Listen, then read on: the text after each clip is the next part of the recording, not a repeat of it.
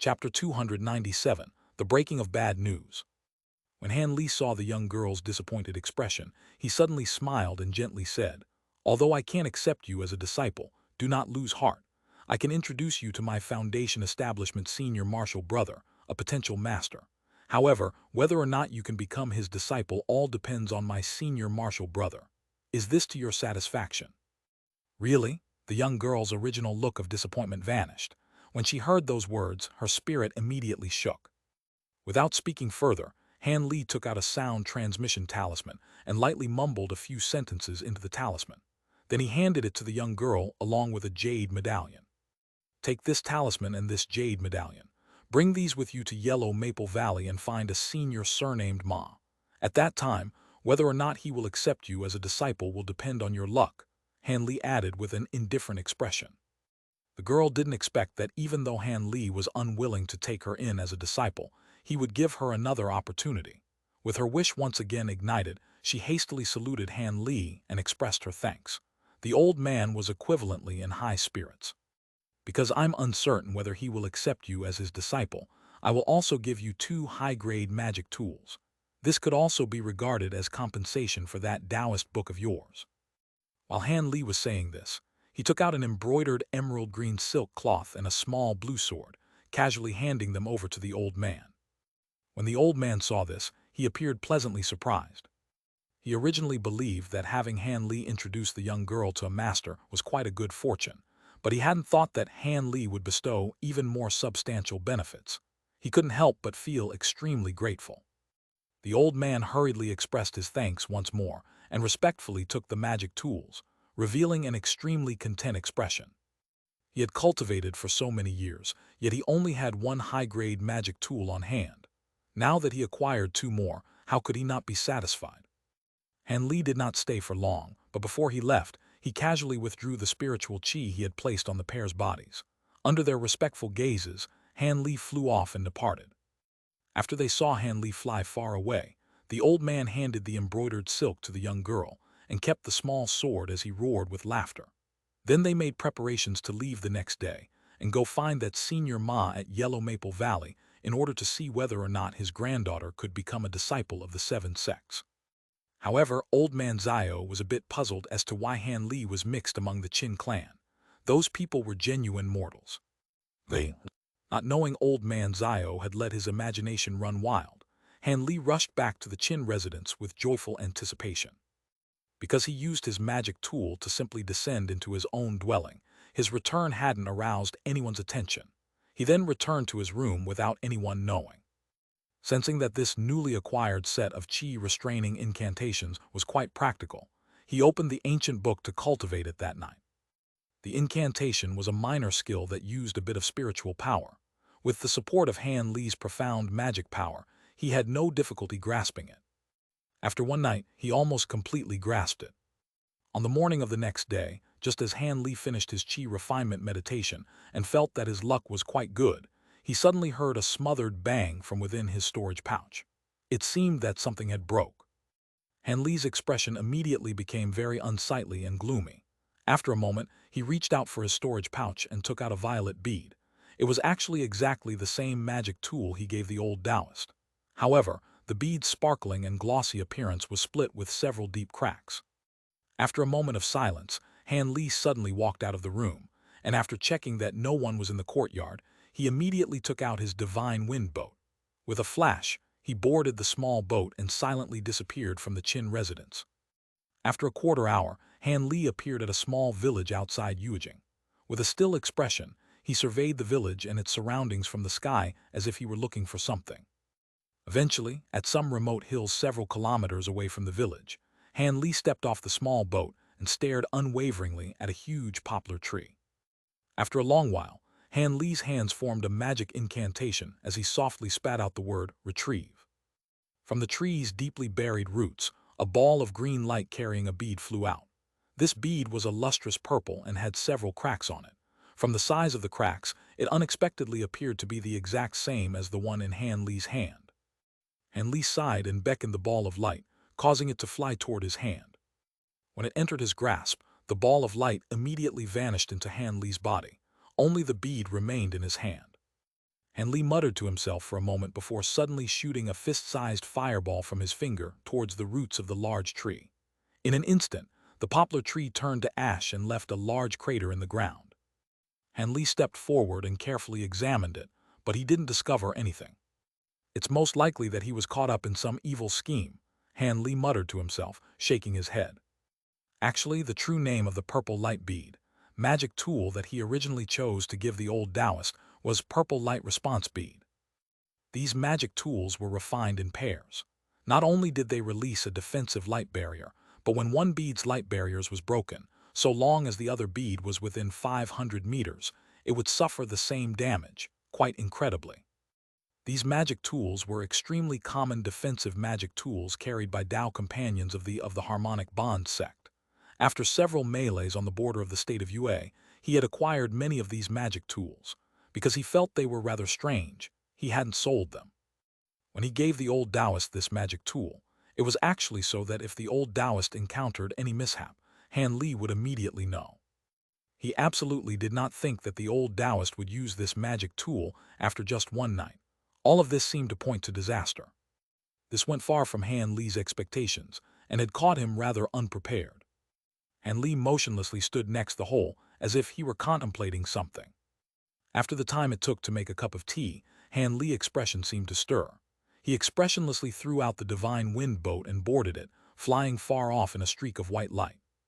This small, overgrown hill seemed to have returned to a state of peace. Apart from the chirping of small birds, it seemed lifeless and still. Who?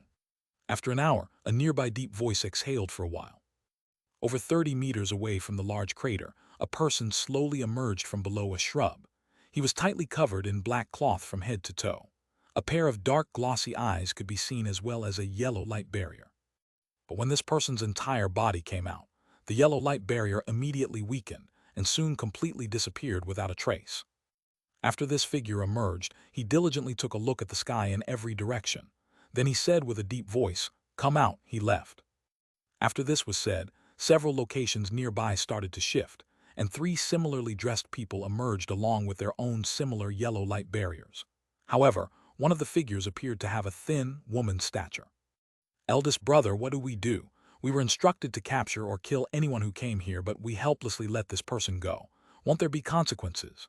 A lanky, recently emerged individual couldn't help but anxiously ask this. From his voice, it seemed he was fairly young. When the person who first emerged heard this, he couldn't help but tremble. He was greatly worried about what the lanky figure had said. They all knew from experience that the ones giving them these orders were vicious. It shouldn't be a problem. When they gave us our objective, they didn't say that the person who would come was a Foundation establishment cultivator. This is something far beyond our capabilities. If we had acted, we would only be courting death, the eldest brother said without much confidence. Humph, eldest brother speaks correctly. How could we subdue a Foundation establishment cultivator? I also don't trust those people. They truly didn't give us the slightest explanation. The third individual was the sole female. She said this with dissatisfaction. After hearing those words, the other 3 couldn't help but bitterly smile and look at each other in dismay. This little sister of theirs was still so naive even though her life was hanging in the hands of a mysterious enemy. Why would the other party give them an explanation? However, it's not that they didn't give us the slightest explanation. I reckon that they just didn't expect there would be such a huge fish. Else, why would they hand this matter over to us? They would have had a Foundation establishment cultivator assist us at the very least, the last person to emerge said. He had a tall and thin stature. That's right. If we give them a clear explanation, we shouldn't be too badly punished. The person with lanky stature hastily agreed as if his spirits had risen. But if anybody else heard this, who wouldn't think these words were anything but self-comfort? Even so, it is a bit strange. For some reason, I feel like I've seen this young Foundation establishment cultivator before. He seems somewhat familiar, he softly muttered to himself with a slightly puzzled appearance. Those words greatly startled the other 3. That girl was especially surprised. Great curiosity flashed through her eyes, wanting to ask further on this matter. However, the person they referred to as eldest brother suddenly waved his hand and interrupted. "Enough, we must hurry and leave this place. Let's leave these matters for later." When the woman heard this, she could only swallow her question and nod her head in agreement. Chapter 298 Captured Alive. Chapter 298, Captured Alive. Could you tell this one where you intend to go? Without waiting for them to take out their flying magic tools, a cold voice suddenly came from the sky.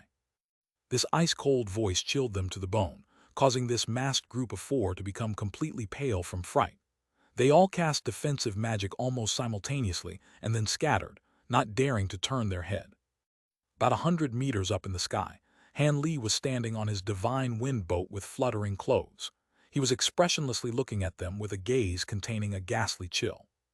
Their hearts similar sunk as they all thought the same thing. When did this person return? Why didn't we sense him in the slightest? Scatter, their leader, the eldest brother, shouted without hesitation. He then took the initiative to fiercely retreat. At the same time, he threw out a disc magic tool from his bosom and stepped on it, flying away. The other three scattered in different directions and flew off. These people clearly understood that they fundamentally couldn't resist a Foundation establishment cultivator, and that it would be better to immediately fly off since their chances of survival would be a bit higher. The young woman had the weakest magic power among them. Thus, even though she quickly flew on her flying magic tool, she couldn't help but turn her head to look at Han Li in the sky. As a result, she was surprised by what she saw. Han Li was standing on the small boat without moving in the slightest. He didn't appear to be taking any actions in pursuing the four. Along with the woman's amazement, she was also secretly delighted to no end, thinking there should be a good chance at escaping unscathed. But at this moment, she suddenly heard an extremely frigid and sharp hiss come from her front. With alarm, the woman hastily turned her head around and saw a blinding red arrow of light shoot from the SK, heading aggressively straight toward her. Gasped, the masked woman raised her hand and threw out an ice spear technique just in time. When that lustrous ice spear touched the red light, it shattered into white mist. It was unexpectedly unable to obstructing the red arrow of light in the slightest, allowing it strike against the water attribute barrier protecting her body. Blue light and red light then filled her vision. Her body vibrated and was forcibly pushed back by over 10 meters, but seeing that her barrier remained intact, the woman sighed deeply from relief. At this moment, she took a glance in front of her with fright and anger. Could it be the Foundation establishment cultivator had comrades lying around in ambush for them? After she clearly saw who was in front of her, this masked girl's black eyes went blank as if she couldn't believe what she saw. In front of her were two floating soldier figurines dressed in armor. One of them held a large bow and was currently drawing back the bow with a red light arrow. The other one was holding a broad, long saber emitting yellow light as it slowly flew toward her. Although the woman was shocked by the fact that these rigid objects could attack her as true people could, she knew that if she didn't deal with these figurines' attacks, she wouldn't be able to smoothly escape. With this thought, she clenched her flawless teeth and took out a blue lustrous throwing knife from her storage pouch. The high-grade magic tool she held in her hand had cost her all of her savings. Normally, she would absolutely hate to use it, but right now she had to urgently escape and didn't have much choice. "Go!" the girl softly shouted. That throwing knife then turned into a streak of blue light and shot toward the figurine that was approaching her. The blue throwing knife arrived in front of the figurine in the blink of an eye, fiercely chopping at its head without the slightest hesitation. Against the masked woman's expectations, a soft dang sounded out. The figurine had raised its long saber with surprising speed and struck the blue throwing knife before continuing to fly mechanically towards the woman. The masked woman's expression greatly changed. Pointing to her magic tool, she commanded it to fly out for several meters and loop in a circle, striking the figurine on its return. But what happened next left her dumbstruck. As if the figurine had eyes behind its head, it struck the magic tool approaching from behind. This time, the woman was truly panicking. Just as she thought to come up with something else, a sharp hiss could be heard as the bow figurine shot out an arrow. With no better option, the masked woman hastily flew to the side, wanting to dodge the arrow. But much to her surprise, this red streak of light seemed to be manipulated. It mimicked her movements and followed her, catching her off guard. She could only brace for another impact and hope her barrier could hold up once more. It was at this moment that the saber-wielding figurine finally arrived in front of her and used its long saber to break through her barrier without resistance. Unwilling to allow the enemy to succeed so smoothly, the masked woman hastily moved to escape. Thus, the two figurines attacked her from both close range and from a distance. With the cultivation base of the masked woman repeatedly exhausted from her continuous retreats Any kind of escape was out of the question. But when the sweat-drenched young woman commanded her throwing knife to block the figurine's attack with great difficulty, the figurine that was attacking her in close quarters leaped away from her. At the same time, the archer figurine lowered its bow and no longer attacked. When the woman saw this, she couldn't help but be shocked. Then she heard a sigh come from behind her. "Sigh, fifth sister, you must come back." Having heard this, she stopped and then slowly turned around.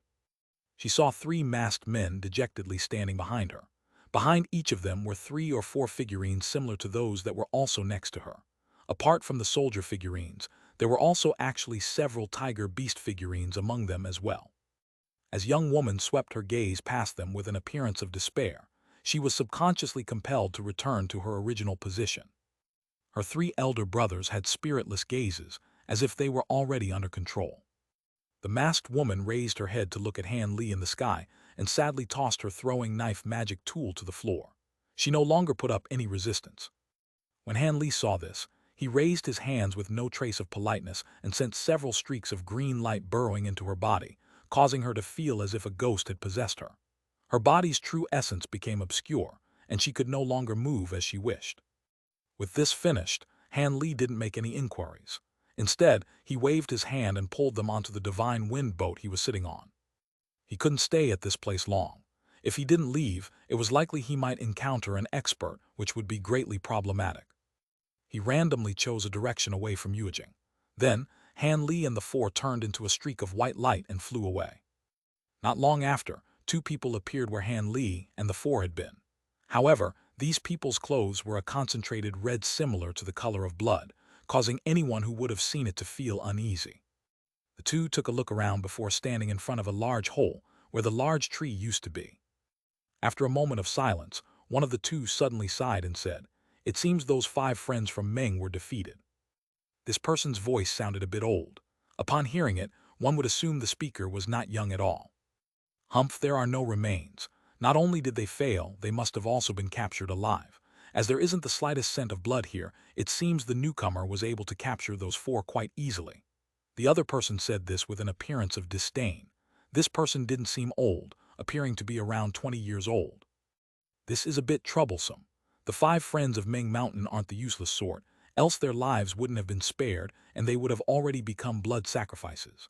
I suppose they hadn't been overwhelmed by a large number of chi condensation and were instead captured by a Foundation establishment cultivator, the first person said with a bit of concern. "What? Are you afraid those people will reveal our secrets? There are only a few cultivators that our school has recruited from nearby.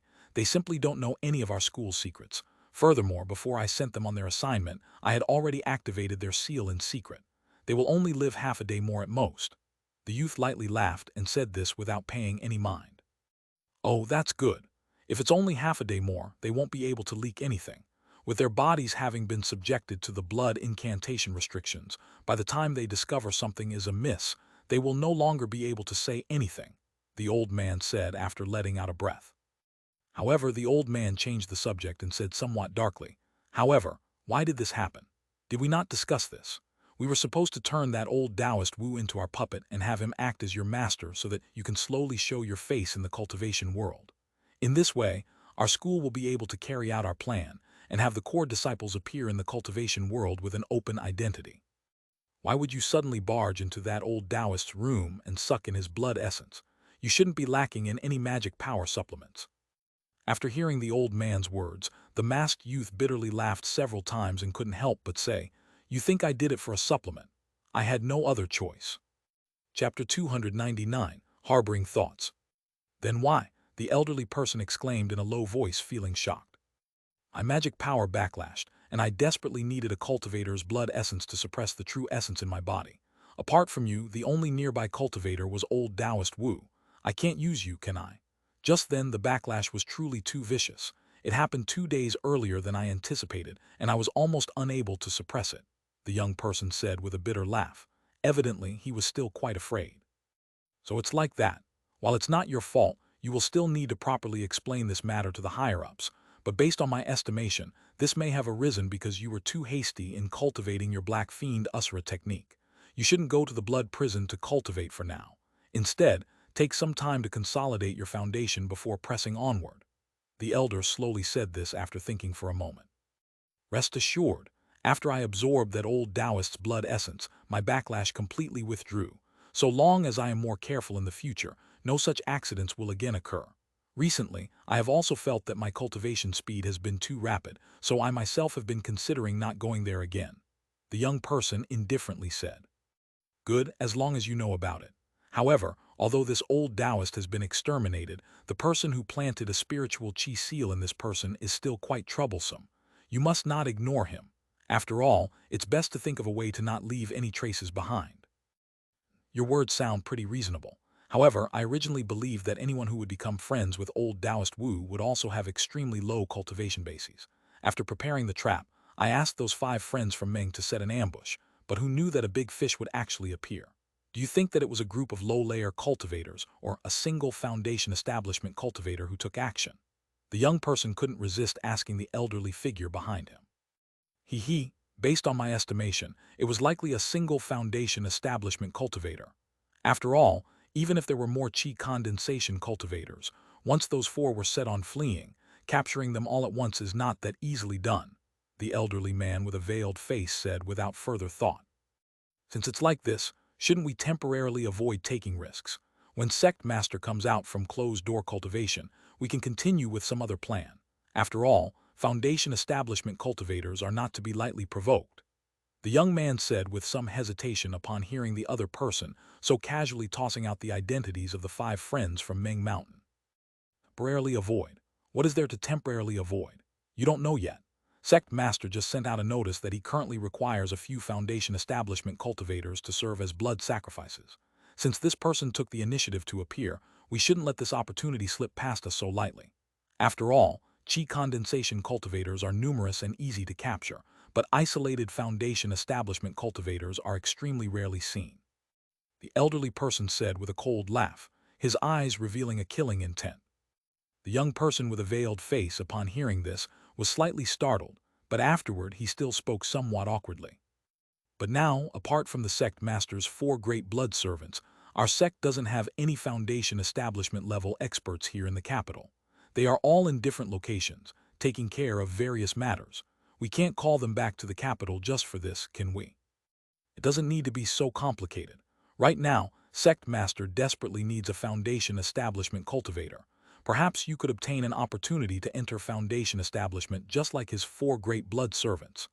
A greedy expression flashed across the eyes of the veiled elderly person. When the young man heard this, his spirit was shaken, as if he had been completely swayed by the elder's words. Okay, I will go back and prepare. We definitely must capture this person, he viciously said. Then the 2 of them discussed something in low tones for quite some time before inconspicuously leaving the hills, heading for some unknown location. Strangely, however, these 2 people never brought up how they would precisely find Han Li's location in such a large capital. It was as if this was not even an issue to them. Meanwhile, in a completely deserted area hundreds of kilometers away from the hills, Han Li descended in the Divine Wind boat, then forced the 4 people off the magic tool. Although these 4 individuals knew that what happened next would not be something good, they simply couldn't stir up any rebellious intent and could only listen obediently to his orders, walking off the small boat. Han Li, with his hands clasped behind his back, stood in front of the few silent people, coldly sizing them up.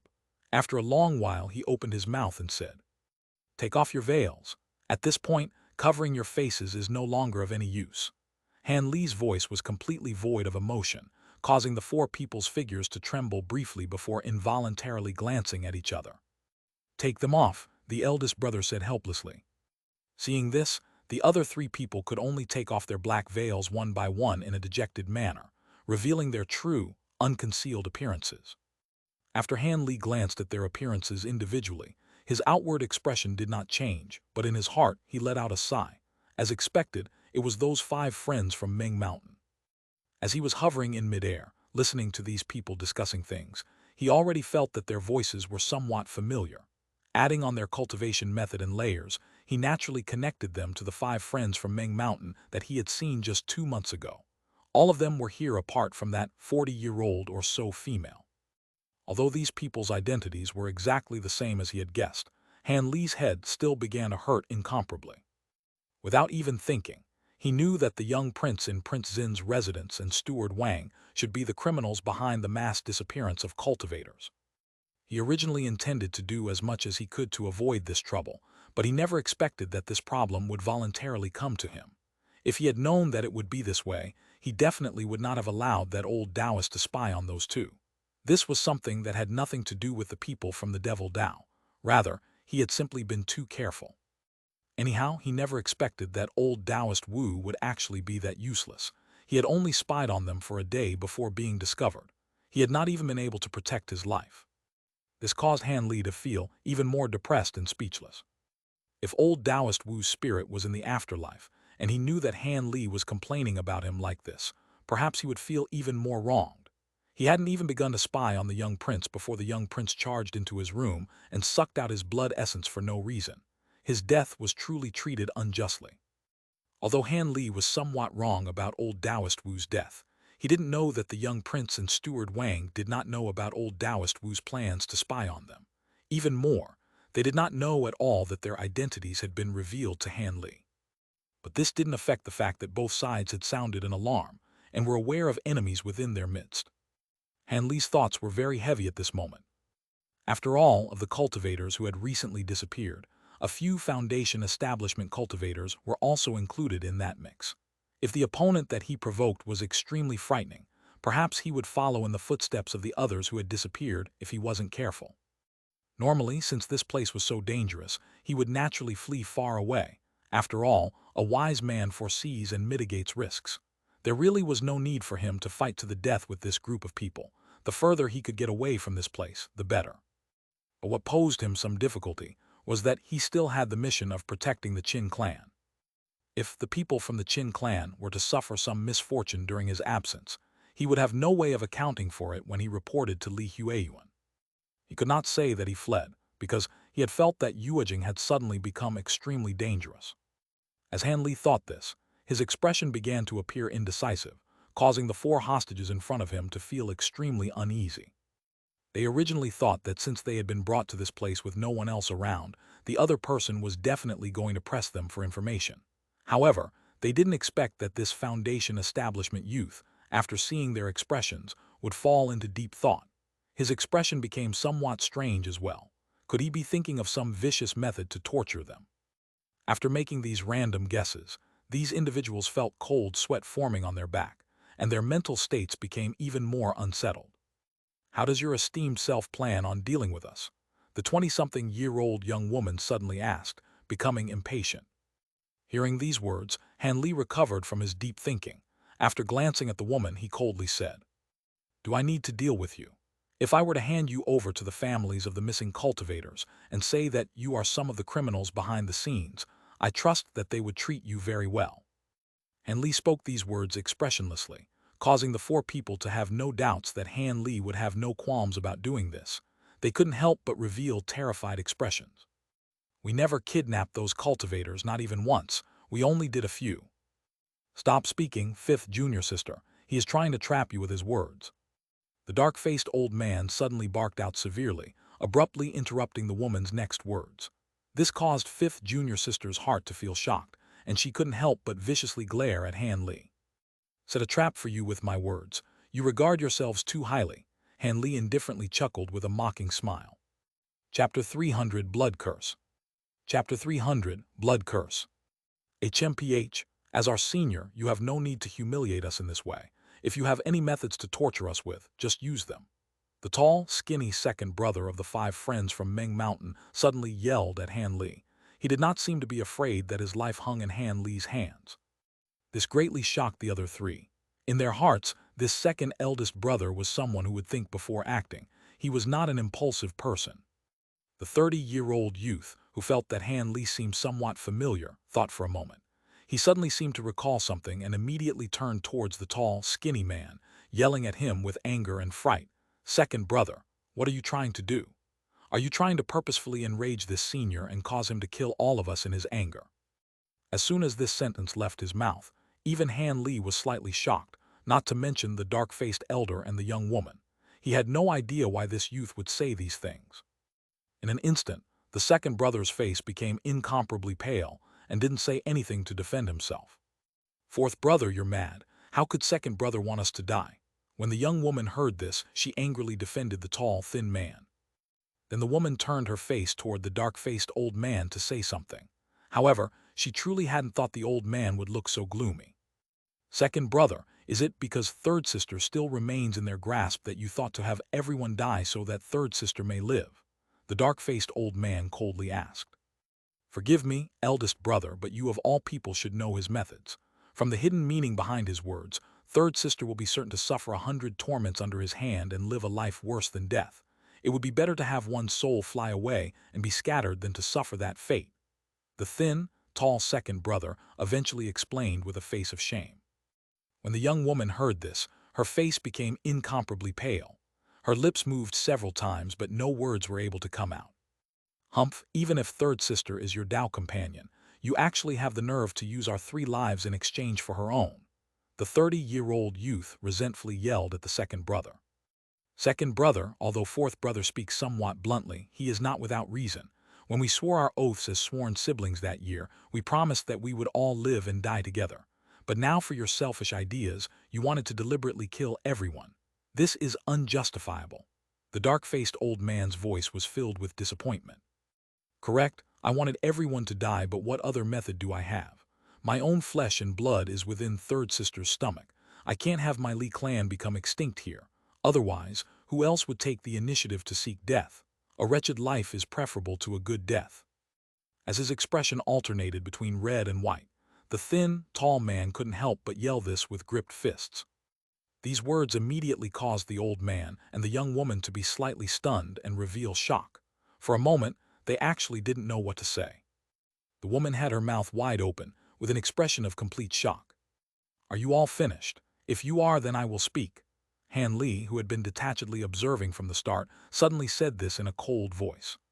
When they heard this, the 3 were immediately startled, and they suddenly recalled that the one who was actually in charge of their lives was actually the Foundation establishment cultivator before them.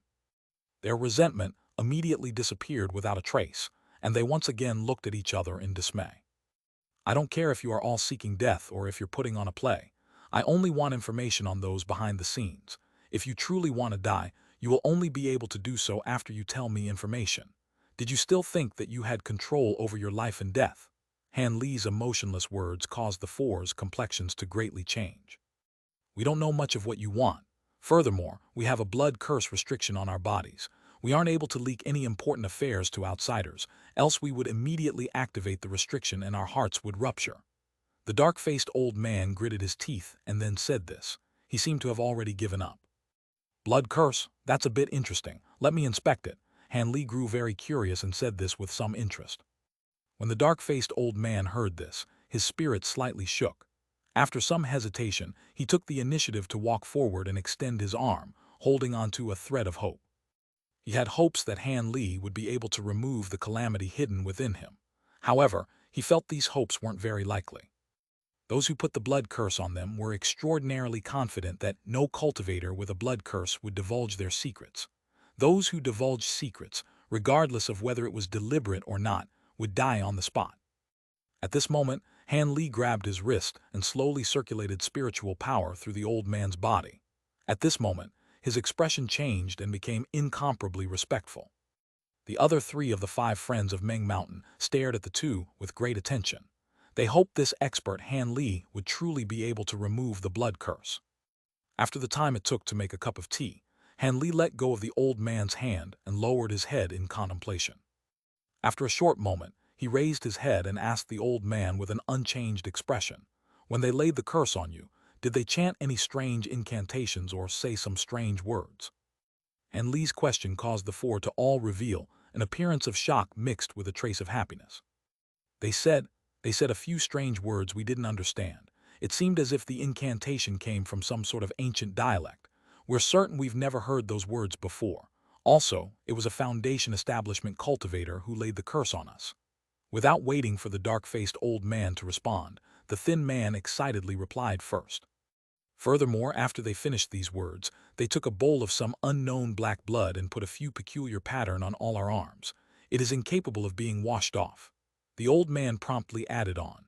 He then exposed his entire arm, revealing a strange black and indistinct symbol. After Han Li stepped forward and took a careful look, he nodded his head. Then he again lowered his head in thought. Not long after, Han Li suddenly raised his head and mysteriously smiled toward them, saying, "I was right. It seems I figured out what this blood curse is." "Are senior's words true?" the dark-faced old man said, trembling. The other three didn't dare to believe Han Li's words. This blood curse was like a sharp blade at their necks. They had no choice but to follow the orders they were given. If Han Li could truly remove the great danger that resided within their hearts, they would be able to recover their freedom and wouldn't need to obey their captors any further. This so-called blood curse is actually a kind of oral curse. What created the restriction should be that strange incantation. It has absolutely nothing to do with the black blood mark drawn on your upper arm. That was only a deception, Han Li indifferently explained. It appeared as if he was greatly prepared. However, he inwardly sighed from the fluke. Fortunately, back when he was looking for information on the greater displacement medallion, he had come across this oral curse technique in a very peculiar book. Otherwise, he wouldn't have known the slightest thing about it. "Is it possible for Senior to remove the curse?" the young woman couldn't help but ask. "I don't know." Han Li's cold reply caused everyone's heart to drop. The wild happiness they previously revealed was instantly deflated. "What is the meaning of Senior's words?" The dark-faced old man hastily wore a smile and carefully asked this. At this moment, with the curse removal lying in Han Li's hands, he didn't dare to offend Han Li in the slightest. "There are two methods for removing an oral curse. One method is by knowing the curse's dispel chant. So long as I have the chant in my hands, I can read it aloud with spiritual power and safely break it. The other method is to use my spiritual awareness to enter your spiritual awareness sea and forcefully wipe away traces of the oral curse. This method requires the spiritual awareness of the one removing it to be greater than the one who cast it. In this way, the imprint can be removed. But if I fail, the oral curse will be triggered. You should clearly know what would happen afterwards." Han Li wrinkled his brow and said this harshly. "What? It can activate on its own?" The young woman couldn't help but cry out. The person who placed the curse on them had used a living person to demonstrate what would happen after the blood curse was activated. That scene she witnessed, seeing that person spit out chunks of his heart in a miserable fashion, was still fresh in her memory. It caused her to feel fear from the mere mention of the blood curse. The others' faces were also unsightly. How could they possibly gamble with their lives? Han Li looked at them and then coldly laughed. When he thought to say something, the thin and tall second brother bravely raised his head and said, "Senior, please remove my curse. The same person put blood curses on all of us. If you can remove mine, then you are certain to remove all the others as well." These words caused the other three to open their eyes in surprise and blankly look at him. "Second brother, what are you doing? This is far too dangerous." After the woman regained her bearing, she hastily persuaded them with anxiety. Chapter 301, Poison Expulsion and Breaking Incantations. "Don't say anything more, I've already decided," the tall and thin second brother cried out in a resolute voice. The young woman grew anxious and hastily turned her head toward the old man and the youth in a request for help. After the two looked at each other, the youth remained silent. The old man sighed, saying, "Fifth sister, let second brother go. He is repenting for the previous matter. Only like this will he be able to feel more at ease." "However, second brother," the woman still wanted to dispute it further, but the second brother had already walked in front of Han Li said in a tranquil tone, "Senior, please start. Use me as a test." These words were tragically moving. However, what happened next caused the four to feel dumbstruck, as if cold water was being poured over their heads. "Are you four misunderstanding something? When did I agree to remove the blood curse?" And Li said this with an icy bone-chilling tone, causing the five friends of Ming Mountain to look at each other in dismay. If Senior didn't intend to remove the blood curse, then why did you study the curse on eldest brother's body? Their second brother hastily asked after snapping out of his shock. "Did I say that I would remove your blood curse after researching it? I was only curious," Han Li expressionlessly said. Seeing Han Li's ice-cold appearance and hearing his ruthless words, this group was stunned. "But doesn't Senior wish to know about those people's affairs? If you do not remove the blood curse, how can we reply to Senior's questions?" The youth added with a bit of a stutter and a face filled with anxiousness. He absolutely did not wish to see this opportunity escape from his very eyes. After Han Li heard this, he gave him a slanted glance and then coldly laughed several times, wordlessly turning his head to the sky. Being asked such an obvious question, Han Li felt it beneath him to answer. Fourth brother, there is no need to ask. This senior feels the information he can acquire from us is not worth exchanging for our lives. Thus, he is unwilling to act so easily. The dark-faced old man proved his status as an elder with experience that was incomparable to the youth's and dove straight to the core of the matter. What conditions does senior want before he will take action? We only want the blood curse to be removed, so please list your demands. We definitely won't object. Soon after, the old man calmly continued. Good, since you've said these words, there is no need to speak in circles. And Li suddenly applauded with a slight laugh, and then wore a beaming smile. From the four's gazes, they increasingly felt that Han Li was quite temperamental, causing the four to unconsciously feel more fearful towards him. My conditions are very simple. If you want to free yourselves from your ailment, not only will you have to tell me everything you know, you will also have to obey my commands for the time being and help me respond to this group's attacks. I reckon that they won't let me off so easily and will want to dispose of us all in the near future. However, you don't need to worry about being heavily outnumbered. I'm a cultivator from Yellow Maple Valley. I only came to Yuejing to handle sect matters. So long as you help me for this period of time, I will be able to request reinforcements. At that time, you won't need to be afraid of these scoundrels. Han Li listed his conditions in an amiable manner and hoisted the banner of his sect with no trace of politeness. With just this, he caused them to become steadfast. Senior is a cultivator from Yellow Maple Valley. Although the old man had long guessed that Han Li was probably a cultivator from the Seven Sects, hearing him acknowledge this from his own mouth caused his face to reveal a smile. All right, in accordance with what Senior has said, we cannot stay uninvolved. After all, once our blood curse is removed, we will certainly become a target of their pursuit. We will be a bit safer by Senior's side. The dark-faced old man answered very frankly. When the youth and woman heard the old man's words, they smiled without refusing. Clearly they agreed with the old man's actions. The seven sects were much more powerful than the ones who had placed the blood curse restrictions. Naturally, they could be relied on. That thin and tall second brother had a face of hesitation, however. He seemed to want to say something, but hesitated once more. If Senior is truly capable of removing our blood curse, we still have another request. I hope Senior will agree. After the dark-faced old man looked at the second brother, he suddenly raised this request with a respectful tone. Han Li had been expecting this, so he indifferently said, "What is it? So long as it isn't too troublesome, I will do my utmost to fulfill it." At this moment, Han Li seemed exceptionally easy to deal with from his words. This one's third sister was left behind in a house in Yuejing. Since we've been captured by Senior, we don't know if something will happen to her. We hope Senior will go and save her when the time comes, the old man said with a solemn appearance. Eldest brother. When the tall and thin second brother heard these words, his face held a grateful expression. Fine, since you all are following me for the time being, I will naturally save your companion. But I must urgently remove the severe poison that is within your bodies. Else, in less than an hour, your lives will be forfeit and there will be no curse left to break. After Han Li agreed, he changed the topic and said something that caused the four to become scared witless. What severe poison? We should only have the blood curse on our bodies. The youth's expression greatly changed as he asked this with panic and doubt. And Han Li saw the youth doubt his words. He didn't get angry. Instead, he explained this with a stiff face. When I examined the blood curse, I discovered that in addition to the blood curse, your eldest brother is harboring a severe poison. Not only is this poison extremely toxic, but it's also very unstable. I reckon it will break out rather quickly. Fortunately, this one has quite a bit of experience in the Tao of detoxification and will only take slight effort in removing it. You don't need to worry much about it. Naturally, if you don't believe me, you only have to wait an hour more and see whether there truly is poison in your bodies. After Han Li said this, the four were convinced for the most part. So it was like that. That must be why the person who gives us our commands suddenly appeared and told us to drink a cup of wine with him. It turned out the wine was laced with poison.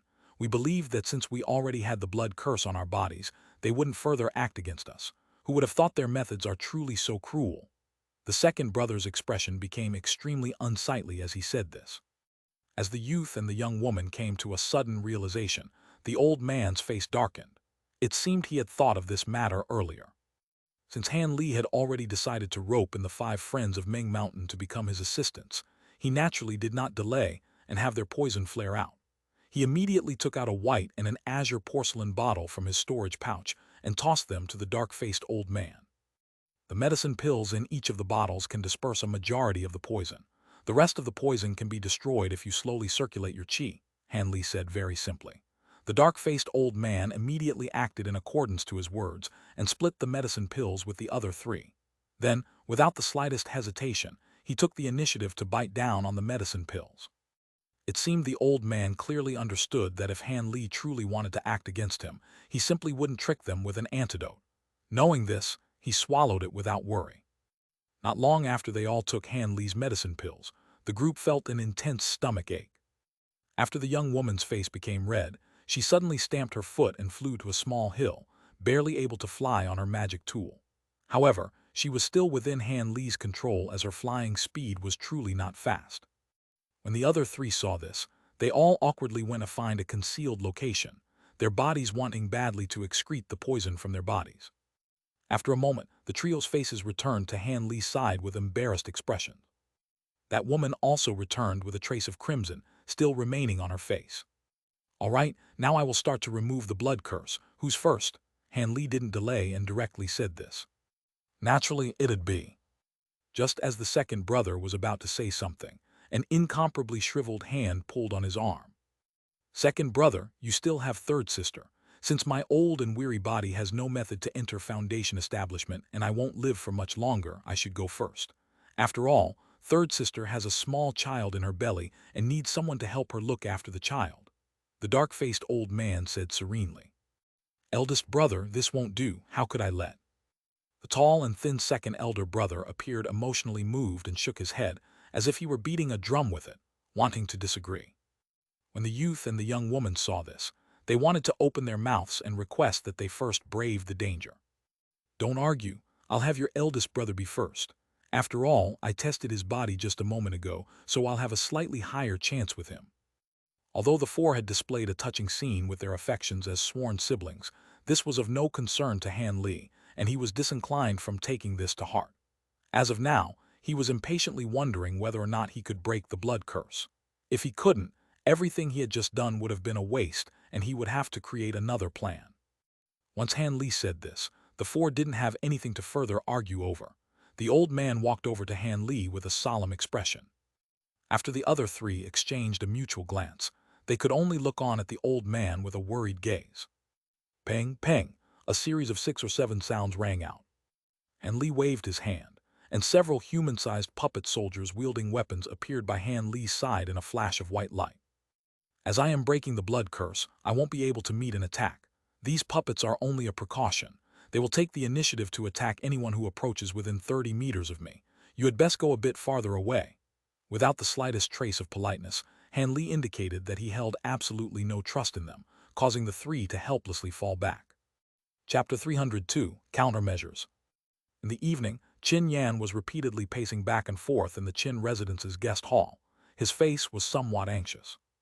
Earlier that day, the servant who was assigned to bring Han Li a meal reported that he wasn't present. It seemed Han Li hadn't returned during the night.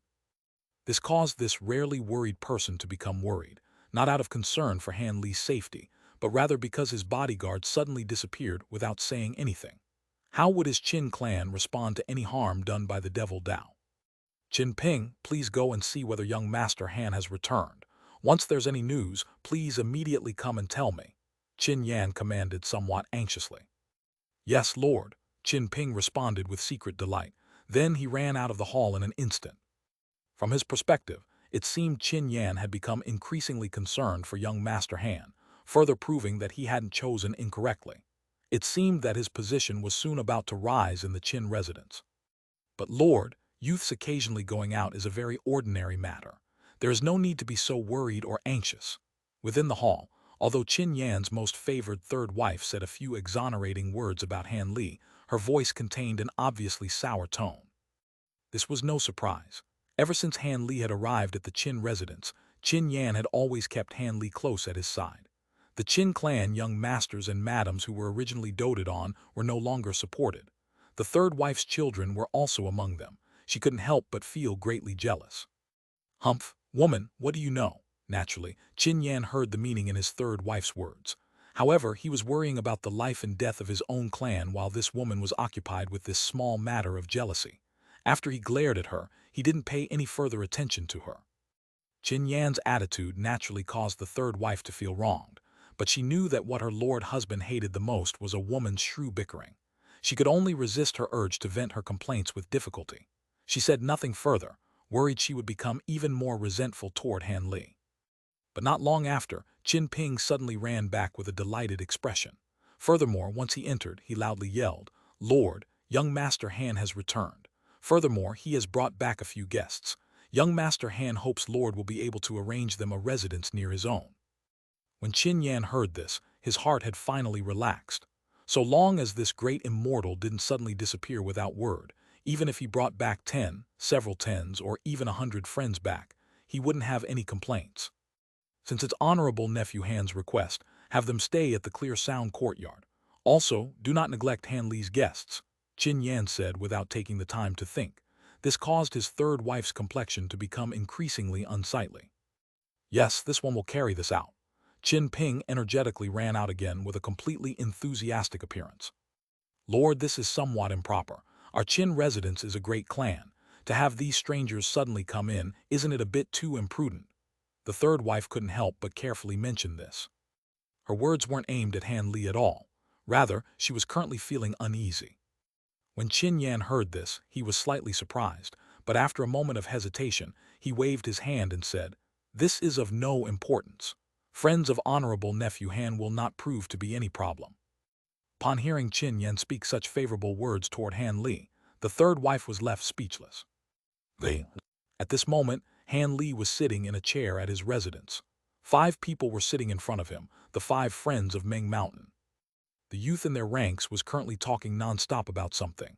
Occasionally, the others would add in a few comments. Han Li, on the other hand, revealed a somewhat thoughtful expression. In the wilderness outside of Yuejing, Han Li was actually capable of using his formidable spiritual sense to erasing the blood curse previously placed on the 4. Soon after, he brought these people to infiltrate where a single middle-aged woman was staying.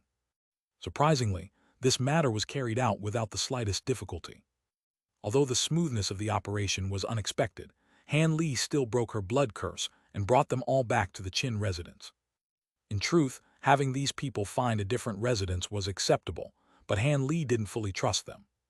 If they weren't under his watchful eye, he didn't dare to guarantee that these 5 friends of Ming Mountains would truly and sincerely fight this great enemy alongside him, even with the favor of breaking their curse. People's hearts were truly hard to fathom. Although they may be grateful to him today and were willing to risk their lives for him, tomorrow they might feel like their lives were worth more, becoming despicable and ungrateful. This was truly baffling to Han Li. Furthermore, he didn't share a part of their sworn brotherhood. It was quite likely that they would value their own lives more. Naturally, if he were to make use of his own restrictions and poison, he would have absolute control over them. But if he did so, in their eyes he would be no different from their previous slave masters. Over a long period of time, he would be certain to suffer repercussions. If he left them with a vile impression, Han Li wouldn't be able to use them any further. Deep in his heart, Han Li had some other ideas in plan. If the 7 sects were truly able to withstand the invasion of the Devil Dao, he would be able to resume his previous life of cultivation and have these people help him with pill recipes and medicinal ingredients. As such, he wouldn't need to toil away, needlessly traveling to fetch materials. He could instead use that time for bitter cultivation. His pace of cultivation was certain to greatly increase this way. Furthermore, while the cultivation of these 5 friends of Ming Mountain wasn't too weak, it wasn't very large either. They were the ideal choice. Thus, Han Li didn't use such shameful methods in order to control them by force. However, Han Li also knew from experience that unless there were enough benefits, low-level cultivators wouldn't continuously perform errands. Furthermore, he was unsure of their temperament, so he would have to spend more time with them in order to be sure. He would come to a decision once all of this had been concluded. We are truly ashamed. Until now, apart from recognizing a few cultivators that had also been seized, we haven't seen the true appearance of the 2 who gave us our orders. We truly don't know much about them. After the youth said all of this, he bitterly smiled. It's nothing. I already know that the other party is from an evil school called the Black Fiend School. Furthermore, the primary reason why they abduct others is to cultivate evil techniques. That alone is enough. After Han Li heard this, he indifferently smiled. Senior Han, how about we stay here and wait for reinforcements before acting? The recently rescued middle-aged woman suddenly asked a probing question. When the other four heard this, they also looked at Han Li with concerned expressions, wanting to see how Han Li would answer. When Han Li heard this, he coldly smiled in his heart. It seemed these people were quite eager to halt any interactions with the Black Fiend School. However, how could there be any reinforcements from the Seven Sects? The entirety of the Seven Sects was currently in a war with the Devil Dao. Any forces stationed back at the sects were truly lacking. If he were to go and make a report, he was certain that no one would come. But fortunately, on his return a moment ago, he had sent a request to Li Huayuan for help through some Yellow Maple Valley contacts within Yuejing. The Seven Sects wouldn't be bothered by this matter, but it was impossible for his master to ignore him. For the purpose of fulfilling Li Huayuan's task, Han Li had to provoke such a great problem, and he had no choice but to remain. Otherwise, why wouldn't he run from an insufferable problem? If he could, he would have already made his escape. But in the end, Han Li truly did not know how many reinforcements would come. He reckoned he would be given a few senior martial brothers.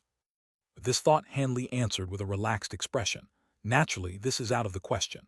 At the very least, we should clearly scout the other party's stronghold and their major figures before reinforcements arrive.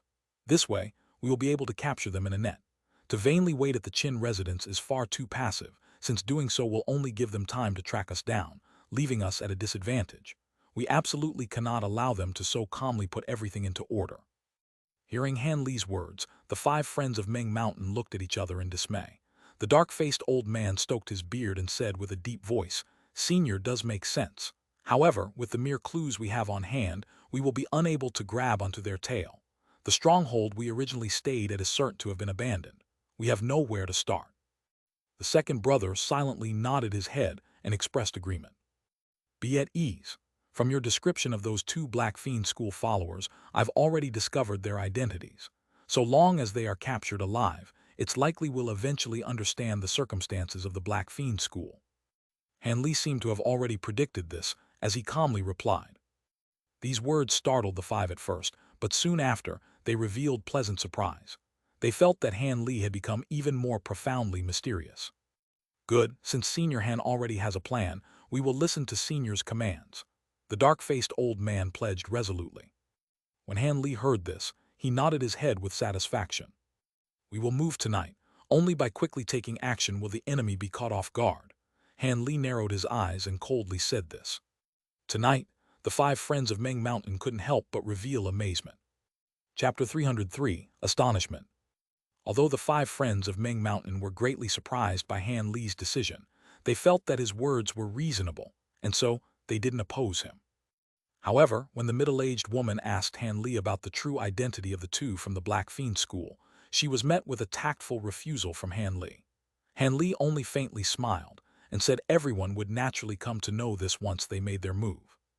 This caused the middle-aged woman to cease further pursuing the matter and reveal an appearance of indifference. Not long after, Qin Ping passed on Qin Yan's commands and arranged a nearby courtyard for the five friends of Meng Mountain. As Han Li saw them move farther away, an odd expression flashed in his eyes, and he suddenly muttered something to himself that no one else could clearly hear. At night, after everyone ate dinner, the five friends of Meng Mountain gathered together in the guest hall of the Clear Sound courtyard. They were preparing to move late at night, as Han Li had instructed. "This is baffling, I can't seem to remember." The fourth brother, a 30-year-old youth, incessantly racked his brains around with a confused appearance. "Fourth brother, you still don't remember?" The youngest of them, the fifth sister, asked this with a mysterious smile as she lazily sat in her chair. "Fourth brother, you've always said that Senior Han appeared familiar and that you had seen his face somewhere. However, you haven't been able to remember when or where. This doesn't sound very convincing to your youngster sister. Did you want to have a favorable relationship with Senior Han so badly that this mistook his identity?" It was clear that this young woman's words were filled with ridicule. "And that's very possible. After all, this Senior's appearance is quite common, so it's normal for fourth brother to be familiar with him," the second brother teased as he tasted some tea. However, his eyes didn't leave the middle-aged woman at his side for a moment. He was continuously looking at her still attractive appearance and continued to glance at her belly with a sense of happiness. However, this third sister, the middle-aged woman, saw the fourth's brother distraught appearance and couldn't help but make a scornful face with all her strength, causing him to laugh uncontrollably. His normally shrewd and profoundly strong appearance was nowhere to be found at the moment. "Humph, you're all talking drivel. I'm certain I've seen him before, but it doesn't seem to have been recent. It should have been quite a few years back, else I wouldn't have forgotten about it," the youth said with unwillingness as he unhappily glared at the young woman and the tall, thin man. "A few years back, fourth brother, several years ago we were bitterly cultivating and didn't leave seclusion. How could you have seen Senior Han? Could it be that you saw him when you were still wearing diapers?" The middle-aged woman chuckled as she made fun of the youth. "Third sister, you," the youth cried out angrily to the middle-aged woman with an embarrassed expression. "Several years ago, fourth brother hadn't always been in secluded cultivation. Could it be you forgot? Before we met fifth sister, we participated in the Immortal Ascension Assembly. After the 2 to 3 month journey, we unfortunately returned with failed ambitions, but luckily, we didn't receive any serious injuries." The dark-faced old man indifferently interrupted with these words. "What? Everyone participated in the Immortal Ascension Assembly?" The fifth sister blinked several times and revealed a very curious expression. On the other hand, her second brother and the middle-aged woman looked at each other with bitter smiles. "There is nothing to say. That was the first time we truly knew the meaning of viewing the sky from the bottom of the well," the middle-aged woman sighed. "What fourth brother at that time you said to me, Yi?" The young woman turned her head with great curiosity to see what her second brother was going to say about the Immortal Ascension Assembly, but she saw that he had a face filled with shock. "Fourth brother, what's going on?" The others also saw that the youth's expression was rather queer, so they asked this with astonishment. "Second brother, do you remember that day at the Immortal Ascension Assembly when eldest brother and third sister separated from us? I was feeling gluttonous at the time and privately went to a restaurant at Jiayuan City to sneak in a meal." The youth didn't answer the other party's suspicions and suddenly mentioned an old affair from the time. This caused the tall, thin man to feel indescribably strange. "Of course I remember. At that time, although I concealed this matter for you, eldest brother still found out and fiercely rebuked you," the second brother answered with slight confusion. "That's right. At the time, didn't I see a young cultivator there who I suspected wanted to participate in the Immortal Ascension Assembly? His cultivation was only of the 7th or 8th layer, so we felt that he was overestimating himself," the youth added with a bitter smile. "It was too long ago. I don't remember it very clearly. Why are you talking about this?" the second brother asked, hesitant. He truly did not know why his fourth brother was suddenly talking about this matter. The others also heard their puzzling words and felt greatly baffled. "The young cultivator I saw that year is precisely the current Senior Han one. The second brother and the fourth brother saw Han Li for the first time back in chapter 106, the youth said with a dry voice, causing all those present to become dumbstruck. "What? Senior Han was the young lowly cultivator?" The thin, tall man jumped up from his chair with an unconvinced expression. "What's this all about? Speak clearly." After recovering from astonishment, the dark-faced old man wrinkled his brow and asked this. "It's like this, eldest brother." The thin, tall man hastily gave a general description of what happened that year. When the others heard this, they felt it was inconceivable. "Fourth brother, are you saying Senior Han was that 7th layer chi condensation cultivator from back then?" The young woman gulped her saliva as she said this. Soon after, she realized her bearing was graceless and couldn't help but blush. As the others were shocked, none of them paid attention to this minor action of hers. Is fourth brother mistaken? After all, that matter occurred over 10 years ago, and Senior Han's appearance shouldn't completely match his age. No, that person was certainly Senior Han. His appearance is exactly the same at that time. Apart from his age, his appearance is completely similar. The youth was shocked at first, but after some thoughts he became more certain. Hearing this youth's decisive and resolute words, the others looked at each other in dismay. In a brief 10 years, this person with such low cultivation was actually able to become a foundation establishment cultivator. These people couldn't help but feel pain in their heart from this fact. For a brief moment, nobody had the thought to further speak. Enough. Regardless of whether Senior Han was the person from that year, he's currently a genuine foundation establishment cultivator, and we have to treat him as such. Don't ask him anything you shouldn't, understood? After the old man muttered to himself for a moment, he became the first to speak. I understand. The youth hesitated for a moment before sincerely replying. His expression eventually returned to normal. All right, everyone, return to your rooms and refine chi. Be sure to make your preparations. After hearing these words, everyone gave each other a mutual glance before returning to their rooms. Immediately after, the clear sound courtyard became silent. About an hour later, the sky grew completely dark. A person suddenly walked out from a side room in the clear sound courtyard. This person opened the room door with careful secrecy and took a look in every direction. Then that person silently walked out of the small courtyard. This person took advantage of the pitch-black night to walk to the corner of some faraway place. After some hesitation flashed through her eyes, this person immediately became resolute. This person took out a small box from her bosom with some nervousness and thought to open it. Suddenly, this person heard a sigh come from behind them, causing her figure to tremble. This person almost dropped the box she held in hand from fright. This was because the voice sounded much like Han Li's. Why are you doing this? She heard an additional familiar voice almost at the same time. It seemed to be filled with sorrow. Then this person clearly saw several individuals come out from nearby with bright moonstones in hand. Underneath the dim moonlight, they appeared to have an expression of disbelief. Why are you doing this? The dark-faced man asked with much lament. Why what? I'm only testing out a magic tool. This person's incomparably pale expression gradually returned to normal. She unexpectedly said this as if nothing had happened. Hand over whatever's in your hands and let me see what it is. From the pitch-black darkness, Han Li descended from the sky like a feather and commanded her with a normal expression. That's improper. Why do I have to let an outsider look at my magic tool? I naturally right, fourth brother. This suspicious figure was actually the young woman among the 5 friends of Ming Mountain.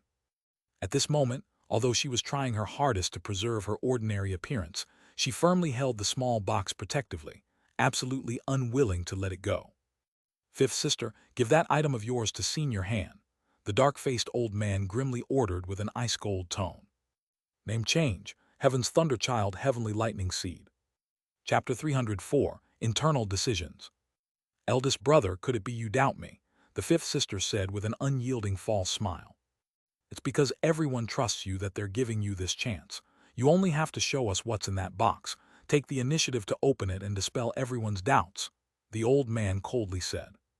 Hearing the old man's words, this 5th sister's expression became extremely colorful, continuously alternating between shades of white and red. When she took a look at the others, they all looked at her with an expression of lament, causing her heart to feel cold. She didn't know what else to say.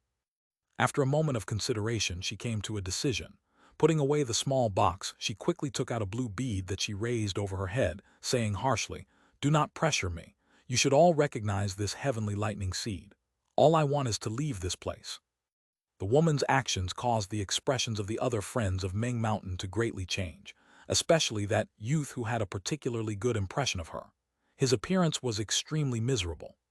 It seems we no longer need to see what's inside that box. 5th sister, you have truly associated yourself with evil. The old man furiously yelled and suddenly stepped forward with his hands raised. Don't come over, eldest brother, otherwise I will truly use this on you. The 5th sister revealed a frantic appearance and brought the blue bead in front of her, making a throwing gesture. Seeing this, although the old man's hair went wild, he truly did not dare to approach. After all, he clearly understood the might of this heavenly lightning seed.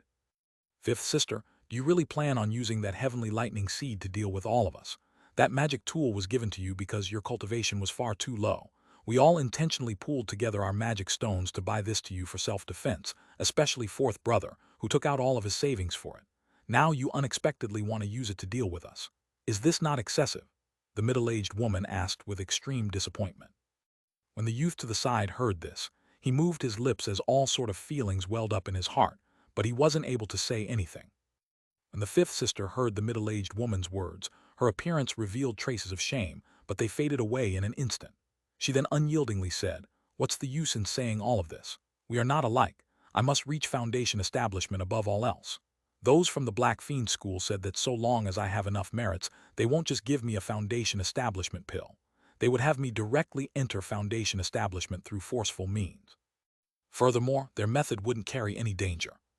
When the tall, thin man heard this, he wrinkled his brow and couldn't help but speak. Fifth sister, it isn't too late to turn around. Do you really think you can enter Foundation establishment without a Foundation establishment pill? They are certain to bully a youth such as yourself and deliberately fool you. The second brother of the 5 friends said with great sincerity. Humph, second brother, you need not lecture me. As for whether or not this is true, I already know this. For things to have reached this point, there is nothing to conceal.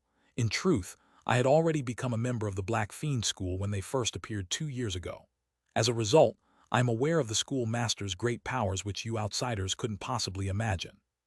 After the young woman coldly snorted, she uttered a series of words that greatly shocked everyone else. You already entered the Black Fiend School 2 years ago. The first time we were captured was your doing. The young man who had originally kept silent suddenly interrupted with his question. These words immediately caused the other 4's hearts to surge once more and their expressions to change as they stared at this young woman. They didn't dare to believe that it was the doing of their 5th sister. The 5th sister's complexion continuously changed between light and dark. After a moment of hesitation, she slowly said, "Correct. I reported everyone's whereabouts to the Black Fiend School, but I originally had good intentions. I only wanted to give everyone an opportunity to reach Foundation establishment. With the usual practice of having captives become blood sacrifices, how else would your lives be spared?" The young woman felt that at this stage there was nothing left to conceal. Hence, she bluntly spoke the truth. "Haha, according to your words, us elder siblings should be thanking 5th sister." The dark-faced old man roared with anger, pretending to laugh. "Regardless of what you thought, I truly had no evil intentions toward you all. Do not force me," the woman said with her beautiful face all twisted. Then she once again lifted the heavenly lightning seed in her hand. At this moment, Han Li suddenly smiled faintly toward the young woman and said, "Heavenly lightning seed. That is truly a good item." His words seemed to lag behind as his figure became indistinct. Soon after, he disappeared from his original location. The 5th sister, was very quick-witted. Once she saw this, she immediately thought to flick her wrist. But with the feeling of a light breeze, the hand that held the heavenly lightning seed suddenly tightened. Like a demon, Han Li had appeared closely behind her and was grabbing her flawless wrist. "This item is extremely dangerous. It would be better to let me take care of it." With no trace of politeness, Han Li took the heavenly lightning seed by force and put it into his storage pouch. When the 5th sister saw that the asset she had relied on the most had been dealt with like child's play by Han Li, her complexion immediately became ashen. She had actually forgotten to struggle for a moment. For the first time, fear appeared in her eyes. "As she is your adopted sister, I will hand her over to you. So long as she starts off by spilling everything she knows about the Black Fiend School, you can do whatever you want with her. However, don't be so foolish as to release her and let her report back." Han Li looked at the rest of the 5 friends of Meng Mountain with a meaningful glance and said this with a relaxed expression. Soon after, white light flashed from his hands and restrained the woman's dainty body at the speed of lightning. With her true essence fettered, she could no longer move or use magic power. Then, without the slightest of misgivings, Han Li took the small box from the young woman's bosom and lightly threw the woman to the absent-minded youth. "Many thanks, Senior Han." The dark-faced old man naturally knew why Han Li had done this. This was a great show of friendship toward them, and therefore he replied gratefully. Han Li wordlessly waved his hand, causing several streaks of yellow light to appear from thin air. He had used them earlier to stealthily form a soundproofing barrier nearby. Having completed their purpose, he casually recovered them and slowly disappeared into the night. "Eldest brother, what will we do?" The second brother looked at Han Li's vanishing figure with a complicated expression and quietly asked the dark-faced old man. "First, we will bring 5th sister back into the room and restrain her. We'll deal with her later after we finish tonight's operations." After the old man muttered to himself for a moment, he said this firmly. "That is fine. At the very least, it will give everyone time to cool their heads." The second brother repeatedly nodded his head with approval. Then he turned his head to the youth who was holding the young woman and said, "Fourth brother, first take 5th sister back to the room." The youth blankly nodded his head. He stiffly turned his body toward the clear sound courtyard and carried back the woman. Looking at the youth's miserable appearance from behind, the second brother sighed and looked at him with a pitiful gaze. At this moment the middle-aged woman approached him and said, "Fourth brother will be all right.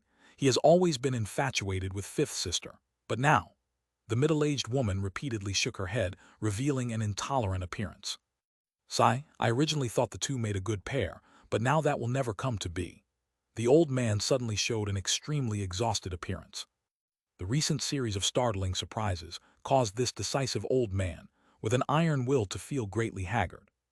The eldest members of the 5 friends of Ming Mountain then basked in sorrow for a long while. It was 4th brother who brought 5th sister back. The old man's complexion greatly changed as he suddenly thought of something. "That's right, eldest brother. Is there something wrong? Could it be you felt that 4th brother would?" After the 2nd brother asked this, his complexion soon greatly changed. He anxiously came to a sudden realization that, without saying any more meaningless words, they ran into the clear sound courtyard with great haste. Lagging behind, the middle-aged woman revealed a puzzled expression. In the clear sound courtyard, the youth sat alone on a chair in the guest hall with a blank expression. He appeared to be in a daze. In front of him, the dark-faced old man and the tall, thin man looked at each other in dismay. No trace of the young woman could be seen.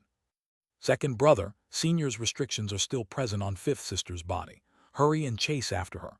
I will go to beg for senior hand's forgiveness and ask him to take action.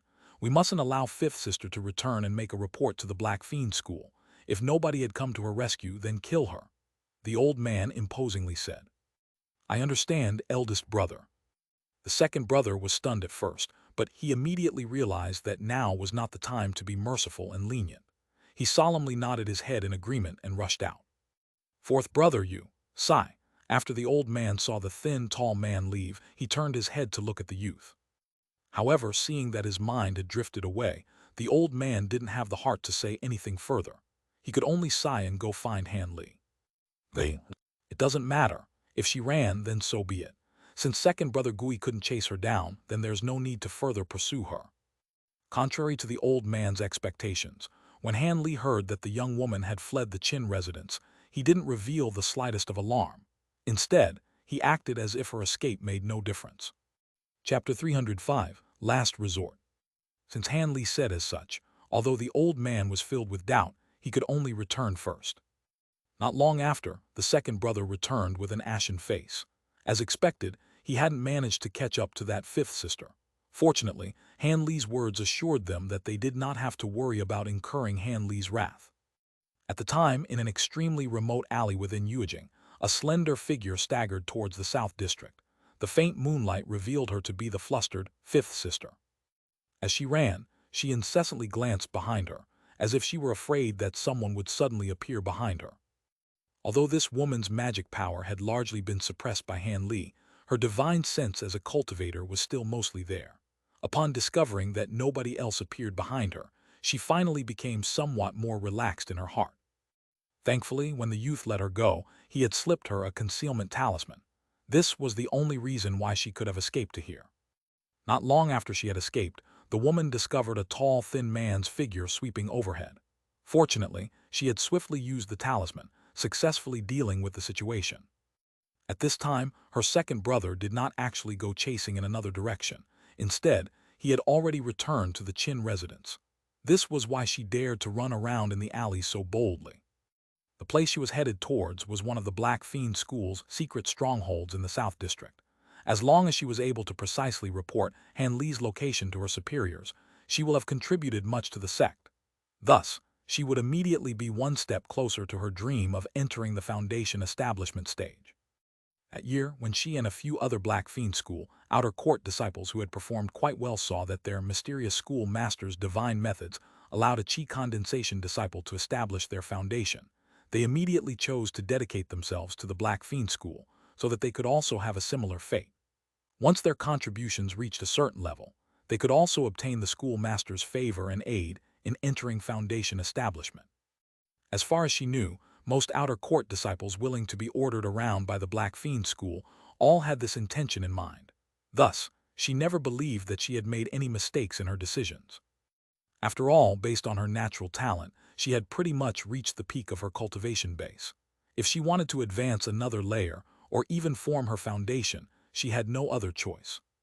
Although she felt some regret towards her sworn brothers and sisters since she had embarked on this path, she could only cut off all her natural affection for them. If they were caught, Whether they were used as blood servants or forced to follow orders once again depended on the intentions of her superiors. She did not intend to plead for mercy on their behalf. In the future, she would only live for herself and herself alone. As she thought these vicious thoughts in her heart, she began to dream about entering Foundation establishment. It seemed as if her footsteps also sped up significantly. Although she was still quite a distance away, she finally saw the street opening to the South District. But just as she became excited and wanted to speed up her steps, she suddenly felt that there seemed to be something wet running down her nose. Baffled, she wiped it with her hand, but what she saw her make entire figure tremble. Her expression was one of fear and surprise. Her 5 snow-white fingers were covered in a sticky, dark red liquid. "This is..." Fifth junior sister panicked and attempted to wipe away the black blood under her nose. But at this time, the blood from her nose began to flood out as if a gate had been opened. In the blink of an eye, fresh blood began to flow out from even her eyes and ears. The young woman could only feel her entire body losing strength. Once her legs softened, she directly fell towards the ground. At this time, her entire body was incomparably cold. No warmth could be found near her heart. She wanted to call out for help, but her throat was incredibly dry and could not let out any sound. Afterwards, her divine sense slowly began to fade. Not long after, she slipped into an eternal darkness. The next sunrise, the mortals who bypassed this place would be surprised to find that a puddle of black, filthy blood had suddenly appeared, forcing them to take a detour. It incited quite a few harsh comments. In the moment that the young woman had been killed, Han Li was in his room inspecting all of the magic tools and talismans he had, preparing to move out. After nimbly cleaning up, Han Li glanced at the round moon outside his window. He revealed a somewhat lonely expression, then suddenly said to himself under his breath, "It should be about now, the poison should have activated." After saying this, Han Li gently sighed, then left the room, heading towards the clear sound courtyard. In reality, Han Li's suspicions about that 5th junior sister had begun when he inspected the poison afflicting the 5 friends of Ming Mountain. Although she had also been poisoned, its toxicity was much less than the everyone else's. Even if it were to flare up, it most likely would not have taken her life. On the other hand, Han Li had only gotten rid of the blood curse on her after expending a ton of effort. This meant that when the young woman had received the blood curse, it must have been uninterrupted. Otherwise, it would not have left such a deep mark on her divine sense. Keeping a cautious mindset, Han Li deliberately placed a small restriction when removing the young woman's blood curse. The restriction's usage was very simple. It would cause the residual medicinal strength in the antidotes to temporarily aggregate in some area of the body. When needed, it would suddenly turn into an extreme poison. That was because those 2 bottles of pills contained impermanence pills. They could be used as medicine for curing poison, or they could be turned into poison via a specific method. They were one of the spoils Han Li had collected in the battlefield. As for the other friends from Ming Mountain whom he had secretly called over, he made them see firsthand the reality that she had been planted as a spy before capturing the woman, using the opportunity to touch a few spots of her body using spiritual power. These touches, apart from being able to restrict a large portion of her magic power, also activated this hidden restriction. As long as Han Li did not deactivate it in some time, the woman would die soundlessly and without a trace, as mentioned previously. As for whether or not he should kill this woman, Han Li had felt somewhat conflicted in his heart due to her close ties with the 5 friends of Ming Mountain. However, he definitely could not allow this woman to leak out his relationship with the Qin clan. That was his bottom line. Activating the restriction at the time was only Han Li's cautious fallback plan. He never expected that it would actually have some use. This was why Han Li had been so calm, and did not panic at all when the dark-faced elder came back to report in. In reality, if this woman had obediently remained in the Qin residence as a hostage, Han Li would have repressed the restriction from flaring up inside her. But now that she had escaped, regardless of if the 5 friends of Ming Mountain had purposefully let her go, the young woman who had disappeared from this world would be unable to send any reports to the Black Fiend School. In addition, he had done the 5 friends of Ming Mountain a big favor, which should be extremely beneficial in reinforcing them. Upon entering the clear sound courtyard, the dark-faced old man and the others had already made their preparations. Although they weren't too spirited, they were quietly waiting for Han Li's arrival. "Let's depart," Han Li said crisply after entering the room. Under the night sky, Prince Zin's residence appeared similar to a gigantic, strange beast. deterring any petty thieves that had their sights set on the mansion. But tonight, Han Li and the others cast a concealment technique and silently snuck in. At this time of night, despite the commotion that had been stirred up due to the old immortal Wu's disappearance, the majority of people in Prince Zin's residence had gone to sleep a long time ago apart from a few guards and sentries. At this moment, most of them were sound asleep. Upon entering the palace, Han Li immediately found one of the night guards and cast the soul-controlling technique, causing him to reveal Steward Wang and the young prince's residences, then knocked him out with one palm. Then he said to the four people behind him, "Between the two of them, the young prince's cultivation layer is the lowest, so we'll first make our move against him before dealing with Steward Wang." The now four friends from Ming Mountain had already been shocked to learn that the people in Prince Zin's palace were from the Black Fiend School. None of them were surprised by Han Li's words, nodding their heads in assent. Although this young prince was a relative of the royal family, them being cultivators meant that his status as a core disciple of the Black Fiend School was even more taboo. Next, the few of them silently drew near to the young prince's residence, a small, three-story tower.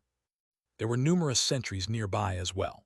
Out of a fear that these people would make trouble once the fighting began, the four friends of Ming Mountain stepped forwards and knocked them out before Han Li even made a move. As he observed their practiced motions, Han Li secretly nodded his head and felt that having some subordinates was worthwhile. Because they had gathered from the sentry that the young prince lived on the third floor, Han Li didn't let them go upstairs. Instead, he placed them in the surroundings to ambush whoever came their way. This way, if the young prince happened to be too slippery and escape from Han Li's grasp, they could delay this person and give Han Li some additional time. Of course, for fear of alerting Steward Wang at the other end of the palace, Han Li didn't try to conserve any magic power and casted an extremely large soundproof enchantment that spread out hundreds of feet with the small tower as the center, encompassing it all inside. Then Han Li gently flew to the third floor and in a flash entered the tower. The four friends of Ming Mountain gazed at the small tower's third floor alertly, not even daring to blink. Soon after, a person's shadow flashed out from inside the tower extremely quickly. When these people discovered that it was Han Li, instantly their hearts relaxed, but at the same time, they felt that something was off. Did this senior Han Li succeed so quickly? But how come they never even saw the young prince? Han Li descended from the tower, his face cloudy. Upon seeing the four people gather around him, he said, knitting his eyebrows. There was no one on top of the tower, only a mannequin created from an illusion technique. It seems like he was occupied with something. These words caused them to stare at each other, not knowing what to do for quite some time. Chapter 306, Crisis. Could it be that they fled in advance because Fifth Sister fed them our information? Or could this be some sort of trap? The middle-aged woman asked with a face full of worry. Impossible. If the enemy truly set up a trap, it would have triggered as soon as we entered. At that moment, we wouldn't have been able to guard against it. Han Li shook his head and rejected this. When the others heard Han Li's words, they couldn't help but let out a breath of relief, but they still looked around in every direction. As expected, they didn't find anything unusual. "Senior, what should we do next? Should we first retreat and act on a different day?" the second brother asked, hesitant. "Let's first go and find that Steward Wang. If he is not here, then we will end today's operation and retreat immediately," Han Li coldly replied. After hearing Han Li's words, the four friends of Ming Mountain looked at each other and then silently nodded their heads. Han Li released some Taoist magics to retrieve his boundary cores and took the lead, stealthily heading to the side of the prince's estate. The others then closely followed behind him. Although Steward Wang's residence wasn't multi-storied like the young prince's, it was still a small three-room courtyard.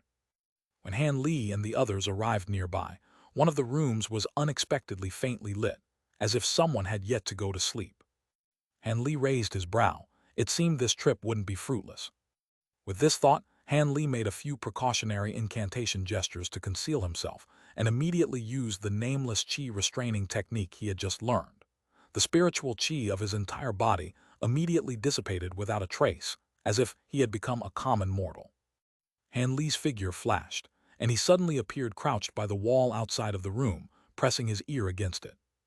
Because this Steward Wang gave Han Li a great feeling of danger, Han Li didn't have the confidence to release his spiritual sense and have it probe the room for information. However, after Han Li listened for only a short moment, he flew back with a drastically changed countenance. He immediately concealed himself behind a huge flowering tree. This scene greatly surprised the four friends of Ming Mountain, who all witnessed from nearby. However, they then heard Han Li's voice. "Be careful. The young prince is in the room. Act with your own discretion." These words immediately caused their hearts to tremble. They all coincidentally held their breaths and carefully looked at the room, not daring to make the slightest noise. Creak, the door opened. A youth wearing a light green embroidered gown walked out. This was none other than the young prince of Prince Zin's residence. After he turned his head and softly said a few words toward the room, he walked a few steps into the courtyard. The door shut itself behind him. Soon after, the light behind the room's paper shutter flashed several times before being completely extinguished. It seemed whoever was inside had retired for the night. Han Li expressionlessly stared at the prince's every movement. What caused him to feel puzzled was that he didn't feel the slightest magic power from him. However, a faint feeling of danger was enough for Han Li to determine he should be a disciple of the Black Fiend School. Perhaps because he was still in his own home, this young prince didn't return in any hurry. Instead, he walked around like a common mortal, stretching himself and looking at the bright moon in the sky. He suddenly sighed. Soon after, he actually paced around the small courtyard with a worried expression, as if he was occupied with some difficult problem. It seemed he wouldn't leave for a short while, causing the four friends of Ming Mountain to feel greatly helpless. Acting now naturally wouldn't do. Because Steward Wang was in the side room, a fight would naturally rouse him and cause no small problem. The best method would be to wait for the young prince to return to his dwelling and strike the targets separately. Fortunately, these people were all cultivators and had much patience. Because they were all well concealed, they hadn't exposed themselves in the slightest during this entire time. After the time it takes to eat a meal, this young prince eventually stopped strolling around and walked out of the courtyard. This caused the ambushers to feel joy. However, the following scene greatly surprised these people, immediately causing their rage to soar. Just when the young prince was about to walk out of the courtyard, he suddenly used an illusion technique. At an unknown time, he had taken out a set of clothes and quickly changed into them. He was masked and wearing blood red in the blink of an eye, dressed just like the person who told them to rob and kill Han Li. Although the four friends were filled with rage, they knew what was important and resisted their impulses with great difficulty. Now, they had great trust in Han Li's words. They knew they were pursuing the correct target. Having changed his clothes, the young prince faintly released a demonic chi from his body and strong magic power fluctuations of the 11th layer of chi condensation. He did not return to his dwelling. Instead, he threw a long, blood-red magic tool into the sky, and with a flash, he flew out on it. Seeing this, Han Li's eyes flashed with yellow light, and he immediately transmitted a message to the other four: "Follow him. Regardless of where he goes, make sure to capture him as he is on his way." Heeding Han Li's orders, the four friends of Ming Mountain impatiently followed after him on their flying magic tools. Han Li, who was left alone to monitor Steward Wang, had deliberately waited in place a while longer. Seeing that nothing strange occurred in the room, he hesitated for a moment. Still not at ease, he threw out his divine wind boat and followed after them. The speed of Han Li's divine wind boat couldn't be compared to the four friends of Ming Mountain's magic tools. After a short moment of following their spiritual chi marks, he arrived at a desolate temple outside of Yuejing. The four friends of Ming Mountain were floating in midair. They were bustling around with an ashen complexion and an appearance of continuous indecision. After seeing Han Li, they immediately welcomed him with pleasant surprise.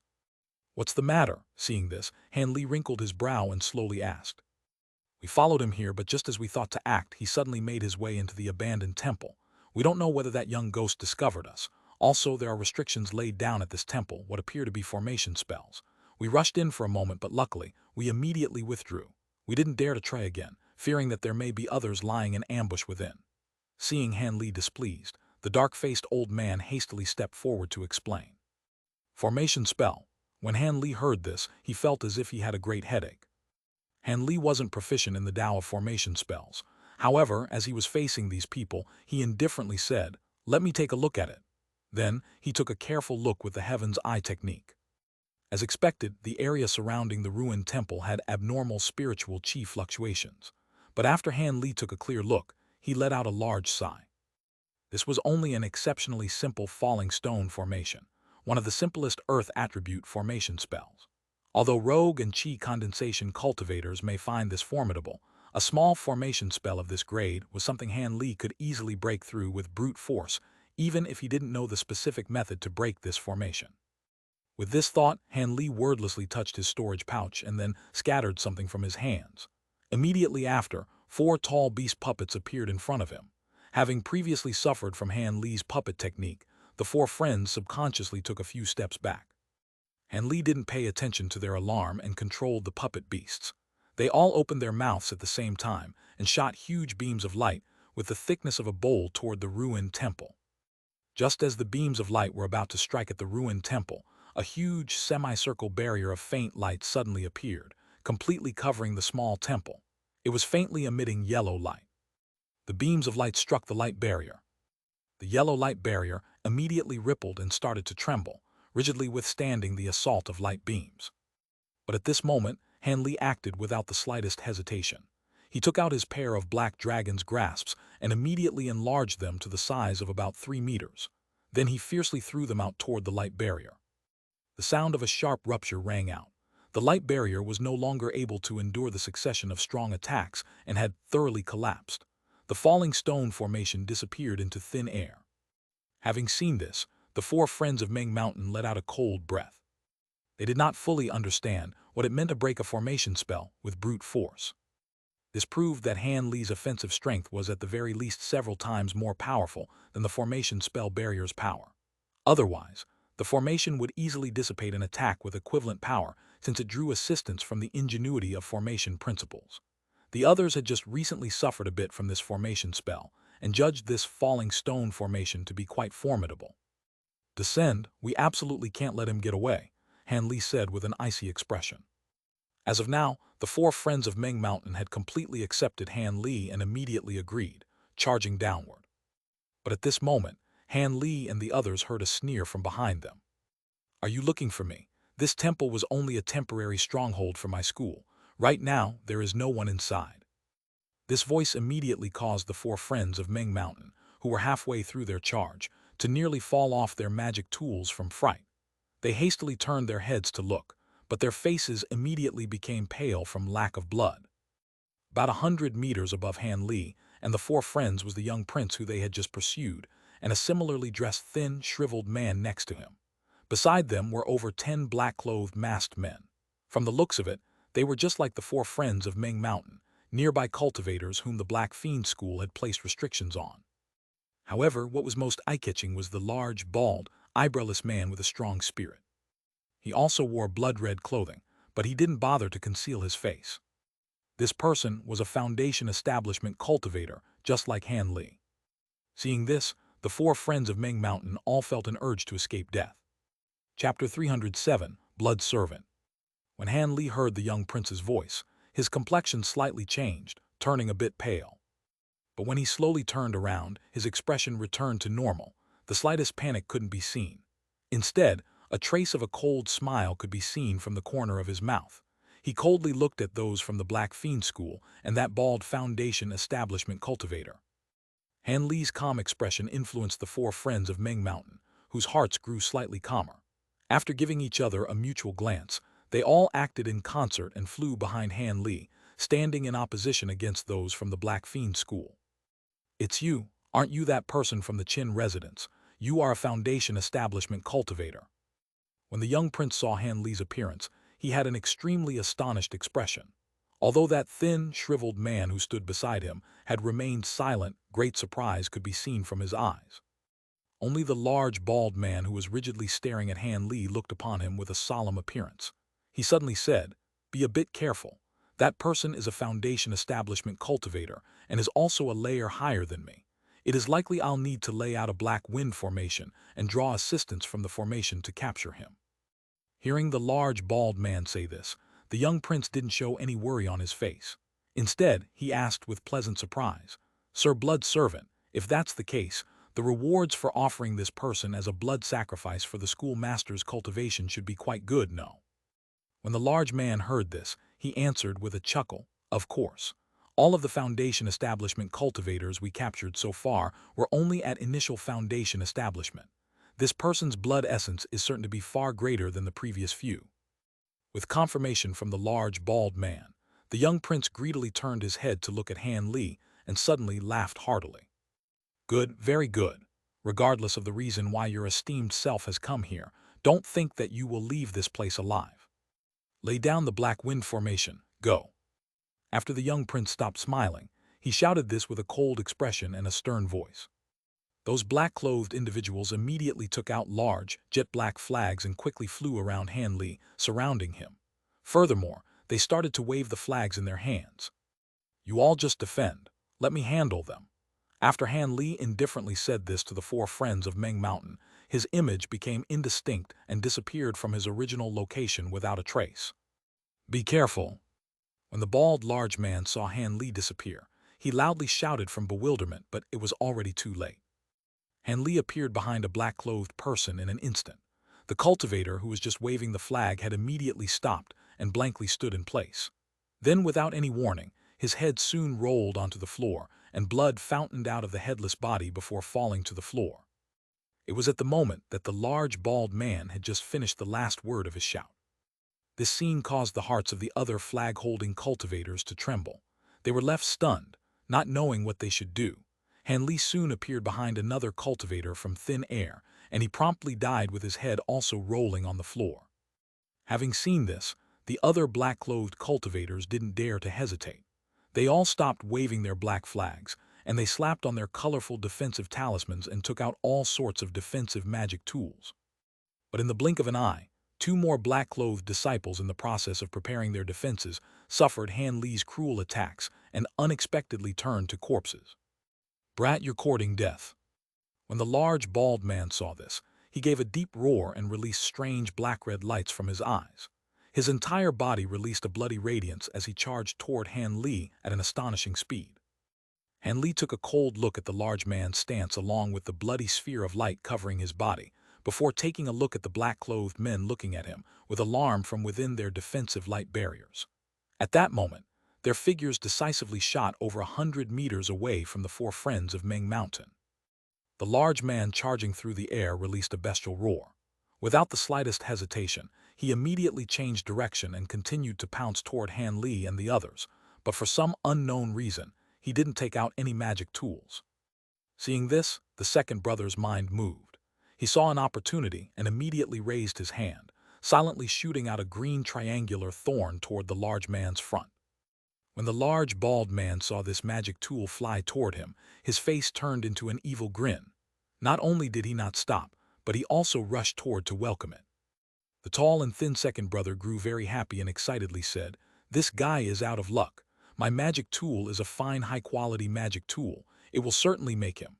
Ah, how is this possible, my green-pointed thorn?" Just as he started rambling, he was stunned by the scene before his eyes and involuntarily cried out.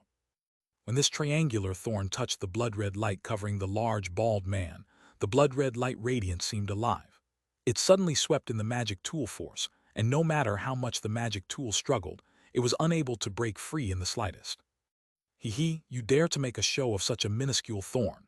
The large man wildly laughed and extended a large blood-red hand, forcibly grabbing the triangular thorn. The green light of the magic tool in his grasp immediately scattered. It had thoroughly turned to scrap, completely devoid of spiritual qi. At this moment, not only did the four friends of Meng Mountain appear greatly fearful, but Han Li's heart also heavily thumped. This large, bald man definitely didn't cultivate any common cultivation arts. It was most likely a top-grade devilish art like the Ghost Spirit Sect's young master. The large, bald man didn't allow Han Li and the others to think further and arrived in front of them in an instant. A huge blood-red fist was raised and fiercely smashed against the light barrier that the four friends of Meng Mountain had jointly erected. Pang! The light barrier that four qi condensation cultivators had jointly released was left with a deep depression after just one strike and immediately grew very dark. The complexions of the four friends suddenly changed. Such a ferocious punch would likely turn common defensive magic tools into scrap metal. "Senior, could you?" The dark-faced old man turned his head in a hurry and wanted to see whether Han Li had some method to block the opponent. After all, against the opponent's attack, their combined defensive barrier was unable to take another hit. Without speaking, Han Li raised his hand and released a dazzling small white light shield. In the blink of an eye, it grew several times larger and steadily placed itself in front of their barrier, just in time to receive the large, bald man's huge, bloody fist. Bang! The ear-piercing sound of the man's great strike resonated through both heaven and earth. The nearby cultivators who didn't guard against the vibration lost their balance and nearly fell to the floor. The four friends of Ming Mountain were also off balance for a long while. The only ones whose expressions had remained the same were Han Li and the large, bald man. Han Li expressionlessly looked at the white scale shield. He saw that, although the shield had successfully endured the punch, there was slight depression on its originally flat and even surface. He couldn't help but be secretly fearful. Han Li clearly knew that how sturdy this white scale shield was, and couldn't help but grow even more dreadfully wary of the large man. With this thought, Han Li patted his storage pouch without further hesitation. Suddenly, 2 streaks of black light and 6 streaks of gold light shot out simultaneously toward the large man without restraint. The grandeur of the raging torrent of howling released from the many top-grade magic tools greatly startled the large, bald man. He couldn't help but reveal slight fear from his face. He wildly roared, and his body suddenly flourished with a great blood-red brilliance. A moment later, his entire body had been completely enveloped in blood-red radiance, turning into a huge blood-red sphere of light about 10 meters large that floated motionlessly in the air. Seeing this good opportunity, Han Li's gold beetle swarm blades and black dragon's grasps naturally did not show mercy and fiercely stabbed toward. What resulted, however, left Han Li feeling that something strange had occurred. Despite his magic tools chopping down on the sphere of light, the slightest movement hadn't occurred from within. Furthermore, his magic tools weren't able to penetrate more than half a foot into the sphere. This protective barrier-like defense had completely withstood his attack. Feeling slightly impatient, Han Li suddenly thought of something and hastily looked around him. The scene before him caused him to feel great danger. Under the command of the young prince, and whom he suspected to be Steward Wang, the black-clothed men had become organized once more. They had faintly surrounded Han Li and the 4 friends, and were waving the black flags in their hand with all their might. The black flags had already begun to hum a ghostly wail. A strange black fog began to continuously revolve around the black flags. This scene caused Han Li to recall the scene at the Spirit Stone mine with the Azure Sun Devil fire that could destroy anything. As this summoning ceremony was quite similar to that of the Azure Sun Devil fire, how could Han Li allow them to complete it? With this thought, Han Li immediately pointed his hand and recalled the white scale shield. Then, without an explanation, he forced it into the dark-faced old man's hand and coldly said, "I'll let you temporarily use it. I'm going to dispose of the others first." Han Li's figure flashed and appeared outside of the protective barrier. Furthermore, the magic tools that were indiscriminately attacking the blood-red light sphere whistled through the air as they flew toward Han Li. As they continuously revolved around him, they continued to emit a hum. Chapter 308, A Display of Skill. Han Li glanced at the few magic tools next to him. Then, he suddenly reached into his storage pouch and pulled out 3 identical small tridents. He gently tossed them out, and they instantly turned into 3 streaks of red light, shooting towards a black-clothed cultivator. The set of flying flame chain tridents was spoils he had plundered from some pitiful unknown soul after the fight with the white spider. Its power was quite good. Furthermore, because it was a set and was easy to control, Han Li had kept it. Han Li then pointed at his magic tools. After the 2 black and 6 gold streaks of light let out a long cry, they all flew off in different directions. At this moment, the frightening power of Han Li's great development technique was truly displayed. He was unexpectedly able to control so many magic tools without the slightest of disorder. Seeing so many top-grade magic tools rushing towards them, the flag-holding cultivators revealed shock. How could they possibly withstand these attacks? After Han Li hastily threw 3 streaks of red light toward a black flag, the cultivator holding it thought to dodge by flying on a magic tool. However, after the black flag tangled with the 3 red streaks of light, it immediately erupted into a ball of black light and broke apart into minuscule pieces. Then the 3 streaks of red light arrived in front of another cultivator, without stopping, and fiercely struck at his protective barrier. Unfortunately for him, it was only the low-grade barrier of a chi condensation cultivator. How could it possibly block the strikes of 3 top-grade magic tools? It was only able to withstand the strike for a short moment before it ruptured and disappeared without a trace. With despair in the cultivator's eyes, he saw the 3 streaks of red light lightly wind around him, turning him into a huge fireball and then thoroughly reducing him to ash. At this moment, the 2 black and 6 golden streaks of light flew above 2 other cultivators and broke through their defenses with similar ease, chopping them in half. All of a sudden, the other cultivators grew frantic. Naturally, they found the preservation of their own lives far more important than laying down this great formation. The majority of them immediately turned around and flew off. A few cultivators of great courage and of lacking mind proudly released their magic tools to stop Han Li's attack with all their might. It was a pity that Han Li had no intention of tangling with them and completely suppressed them without restraint. Oven 10 red, black, and gold streaks of light ran around like a swarm of bees. Any attempt to block these streaks with magic tools was like striking an egg against a stone. They would immediately shatter into pieces and disappear from this world. As for the magic tool wielders, Han Li naturally did not let them go and easily disposed of them. At this moment, apart from the few black-clothed cultivators who had ran off about 1,000 meters away, only the young prince and the masked man who was likely Steward Wang remained, looking on with incredulity. Not the slightest of power was displayed from the Black Wind formation, as Han Li had the foresight to destroy it beforehand. Han Li turned his gaze towards the two, causing them to inwardly shout, "Not good." At the same time, they put up their guard and emitted faint black light from their bodies. Their figures instantly became concealed within dense dark qi. "Humph, what deception," Han Li said with a cold laugh. Although he didn't know what technique these two used, it seemed very similar to the large, bald man's devilish technique. However, he didn't know why the black light on their body differed from the large man's blood-red light. Could it be the difference in their cultivation level? Han Li pondered with puzzlement. Han Li didn't know that at this time, the two were complaining without end. Han Li's cultivation and incisive magic tools far exceeded what the two had anticipated. It wasn't that they hadn't seen Foundation Establishment cultivators before, but rather that the might of this Foundation Establishment cultivator, Han Li, was incomparable to the Foundation Establishment altar masters of their own school. Let alone one-on-one, perhaps even 2 or 3 simultaneous altar masters may not prove to be his match. His extremely quick movement technique that was almost indiscernible from the eye. His ability to control over 10 strange magic tools by himself at the same time. These were all feats that they had never heard of before. Now it seemed that even Sir Blood's servant may not prove to be his opponent, even though he had used a secret technique. Although these two were conceited about their strength as qi condensation cultivators, they didn't dare to be so presumptuous as to believe that if the two joined together, they would be able to fight against Han Li. Thus, although they released a secret technique from their body, not only did they not advance, but they also started to carefully retreat slowly. Unlike the two, the 4 friends of Ming Mountain were absolutely dumbstruck by Han Li's godly display of strength. Although these individuals had known that Han Li's strength was great, they didn't know how powerful his great strength was because they had nothing to refer or compare it to. But now they've seen Han Li take on over 10 cultivators with cultivation similar to their own and kill 5 or 6 of them in an instant.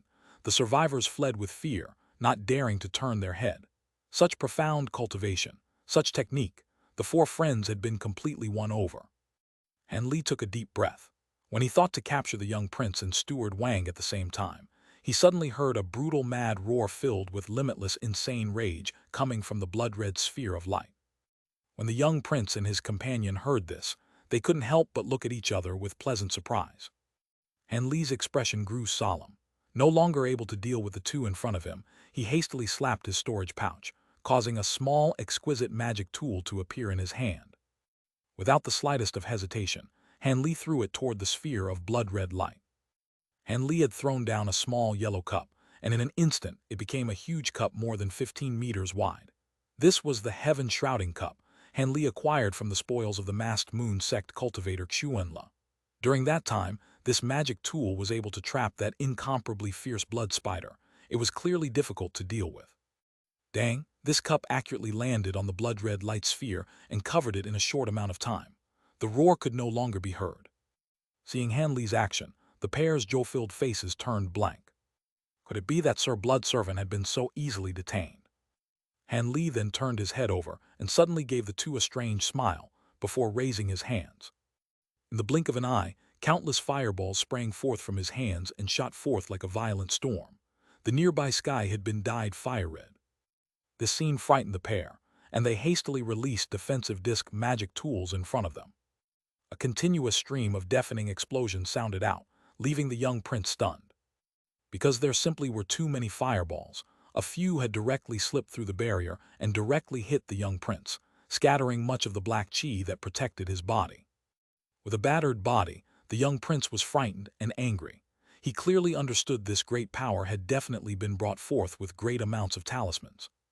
While waiting for this wave of fireballs to force their way through, he suddenly heard a miserable shriek from his side, causing him to tremble and hastily take a look. He let out a breath of cold air. What he saw left him in complete terror. The thin, shriveled, masked man originally by his side was in Han Li's hands, powerless. The black chi protecting his body had completely scattered, and blood poured from his body. Unexpectedly, he only had one arm left. This scene caused the young prince to become apprehensive. A truly unsuppressible fear of Han Li had stemmed in his heart. He couldn't help but curse that blood servant for being so useless. Han Li gave an ice-cold look at the young prince, and then ripped off the mask from his captive with no trace of politeness, revealing the face of the Prince Zin's Steward Wang. Steward Wang's originally shriveled appearance was now twisted from the pain of losing his arm.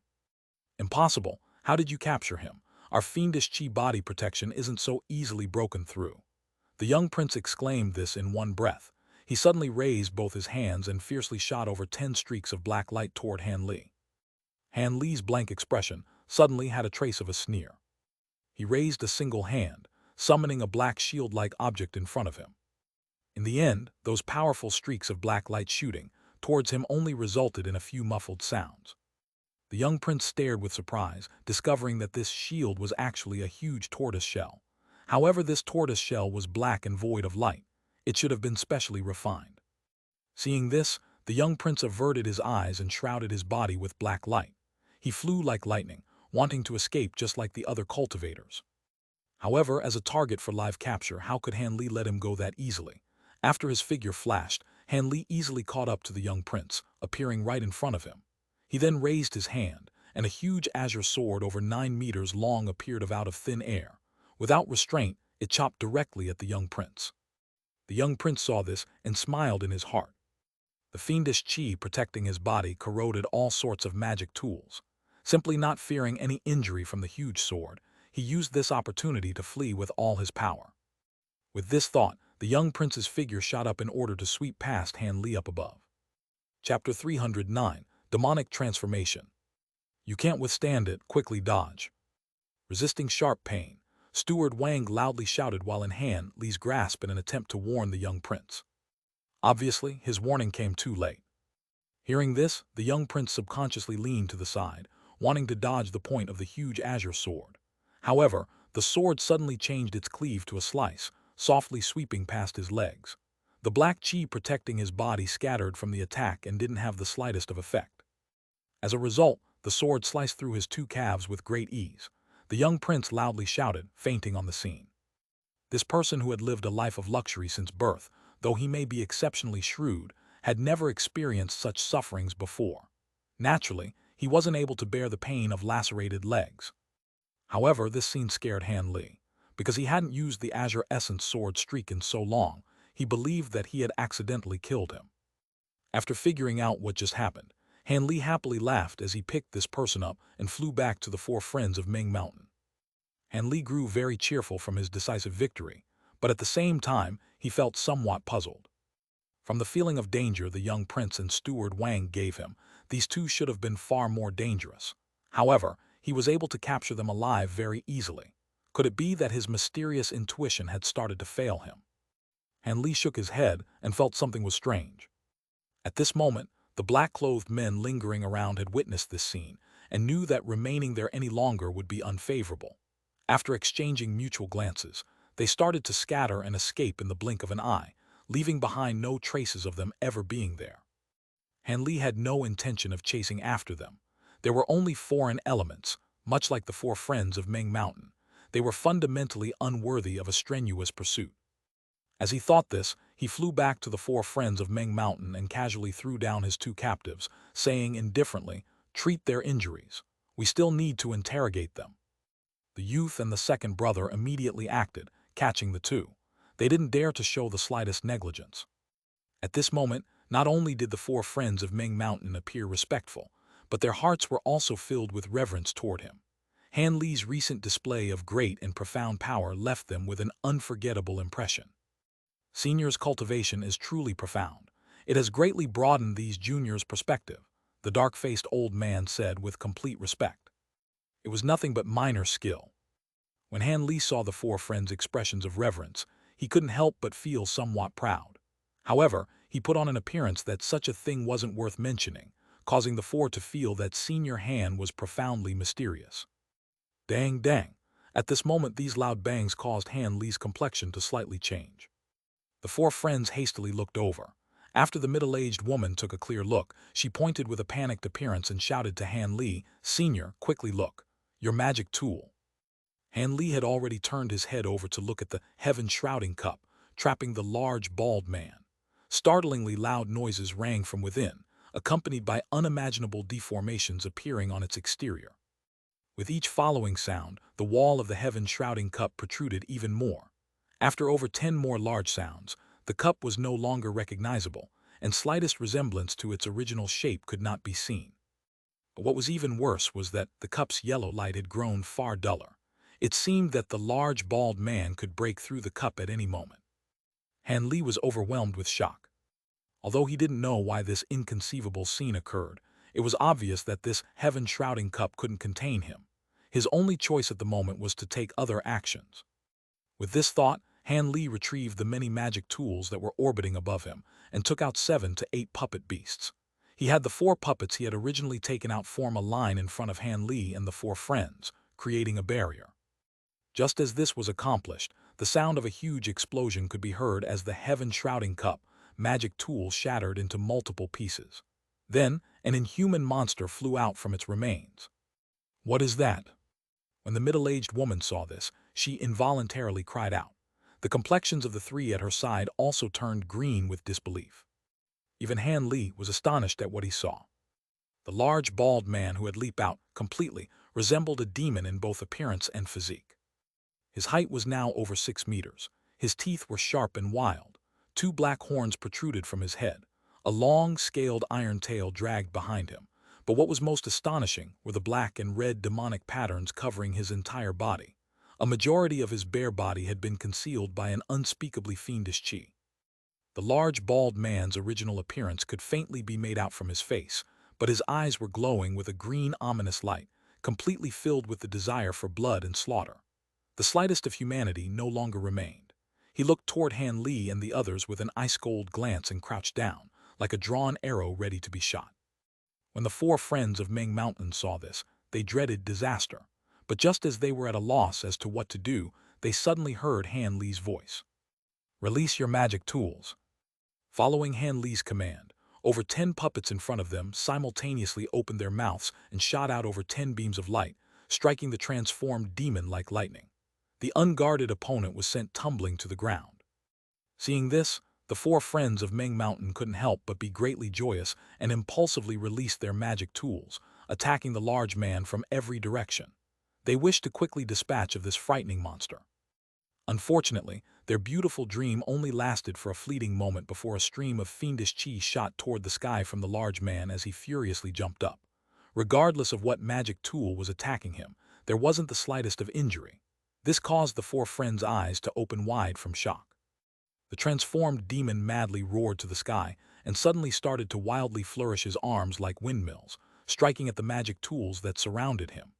In an instant, his incredibly sharp fingers thoroughly sliced them to bits and turned them into scrap metal fragments. Without waiting for the 4 friends to recover from their shock, the transformed demon's eyes glowed with jade light and his body shook several times, appearing in front the barrier protecting Han Li and the others. It extended its claws and fiercely swung. Crash! The dark-faced old man quickly acted and activated the shield, blocking the attack just in time. However, 5 deep claw marks remained on the shield. Furthermore, the old man's complexion turned extremely pale in an instant. It was obvious his magic power was not enough to maintain the shield against the onslaught. Seeing this, the large man laughed evilly and used his other claw to strike the shield at the speed of lightning. However, his expression immediately changed. He abruptly withdrew his claw and pulled back his arms, forming a cross in front of his body.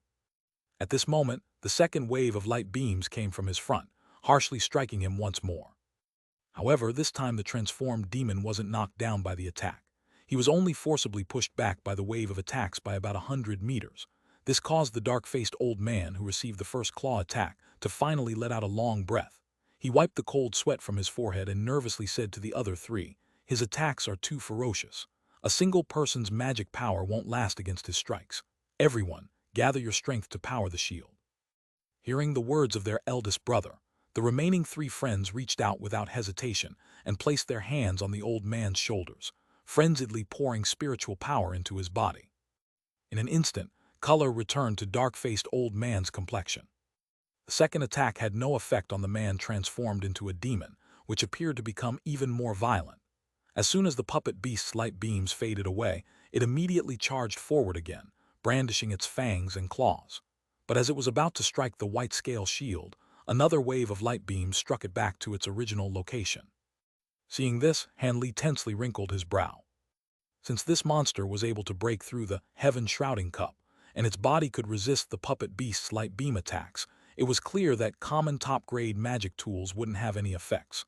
Only treasure talismans would do any damage. With this thought, Han Li didn't hesitate any further and commanded the four friends of Ming Mountain, "Keep it busy with the puppet beasts. I need some time to cast my magic." With that said, Han Li did not wait for their response. He took out the Azure Mist talisman from his storage pouch and solemnly sat down with his eyes closed, the talisman in his hands. Han Li didn't tell them about the matter of the treasure talisman because he understood that as loose cultivators, they most likely would not have known of such a thing. More importantly, now was not the time to explain. His neat and incisive methods illustrated that Han Li simply did not tolerate opposition from the four friends of Ming Mountain. These four friends also clearly understood this. After they mutually glanced at each other, the dark-faced old man could only gather his courage and agree. After that, the transformed demon threw itself forward 7 to 8 more times in successive attacks, but each attack was met with dejected failure. Although that white-scale shield was riddled with traces of damage from the opponent's claws, under the control of the four friends, it was able to obstruct his incisive jade-shattering claws. They were even able to repel it a certain distance away with the additional aid of the puppet beast's light beam attacks. Without an immediate succession of attacks from the transformed demon, the four friends were able to somewhat catch their breath. Chapter 310, Royal Family. Relying on his mid-foundation establishment cultivation, Han Li was able to activate the treasure talisman several times faster than when he was a chi condensation cultivator. After a short moment, the azure talisman in his hand turned into a several-inch-long azure jade rod that sparkled exquisitely and flowed with glimmering light. At this moment, the combined magic power of the four friends of Ming Mountain had reached its limit. The aggressive swipes of the man transformed into a demon were like repeated hammer strikes against the white-scale shield, leaving the four friends exhausted with pale gray complexions. "Senior, hurry." The dark-faced old man saw Han Li's talisman transform and couldn't help but anxiously urge him. Han Li did not have the time to pay attention to the old man. Instead, after he saw the transformed demon repelled by the light beam attacks, he immediately poured all of the spiritual power in his body into the jade rod. In an instant, the small jade rod floating above his hand released a dazzling blue radiance. It split in two, then 2 to 4 and 4 to 8. In the blink of an eye, it transformed into several hundreds of similar small rods. Each rod released a rumbling hum and continuously trembled as they revolved around Han Li. This astonishing scene rendered the four friends of Ming Mountain speechless. They believed it to be an illusion, not daring to trust what they saw with their own eyes. Without the slightest of delay, Han Li pointed at the transformed demon with a solemn expression. Then, like a bursting dam, the densely packed small rods immediately shot forth in a fierce, grand charge. Although the mind of the former large, bald man wasn't clear, as he faced the assault of Han Li's treasure talisman, he seemed to realize the situation was far from good. Dread appeared on his face. With a flash of red light, he madly galloped away like a shooting star at a speed no slower than the divine wind boat. This scene left Han Li stunned and hesitant. The other party had already run over 300 meters away. Han Li could only see the distant fleeing figure from behind. With a sigh, Han Li didn't give chase. Instead, he lightly waved his hand, causing the Jade Rod Talisman treasure to withdraw and converge into an azure talisman, floating back to his hand. It wasn't as if he didn't want to prevent future problems. However, the remaining uses of the Jade Rod Talisman treasures were limited. If he were to pursue and tangle with him for a long period of time, Han Li didn't know if the treasure talisman would last. Also, with living mouths already in hand, this choice was comparatively more reliable. Seeing such a formidable opponent flee from Han Li, the hearts of the four friends shook as they stood, propping each other up. Seeing that their complexions truly weren't good, after a moment of thought, Han Li took out a small medicine bottle from his storage pouch and handed it over to them. "Everyone take one pill. It will help with your injuries," Han Li said with a slight smile. Regardless of how it was presented, these people had been quite helpful in today's battle.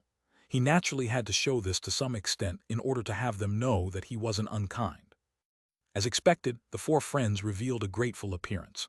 The old man then respectfully took the bottle and lightly poured 4 fire-red Longan-sized medicinal pills into his hand. Upon smelling its medicinal fragrance, his spirit felt roused. As the old man was someone with much experience, he was immediately pleasantly surprised by the great value of the medicine. After he repeatedly expressed his thanks toward Han Li, he took the medicine pill along with the others. Just as the medicine pills entered their stomachs, they immediately scattered, warmly flowing into every inch of their bodies. This caused their injuries to feel much lighter, and they felt great joy. "Let's leave. It will be troublesome if we stay here for long and the Black Fiend School brings reinforcements," Han Li said with a deep voice as he took a look at the captured young prince and Steward Wang. The four friends naturally didn't have any objections. They obediently carried the 2 captives onto the Divine Wind Boat. Han Li then hastily flew with all of them on board.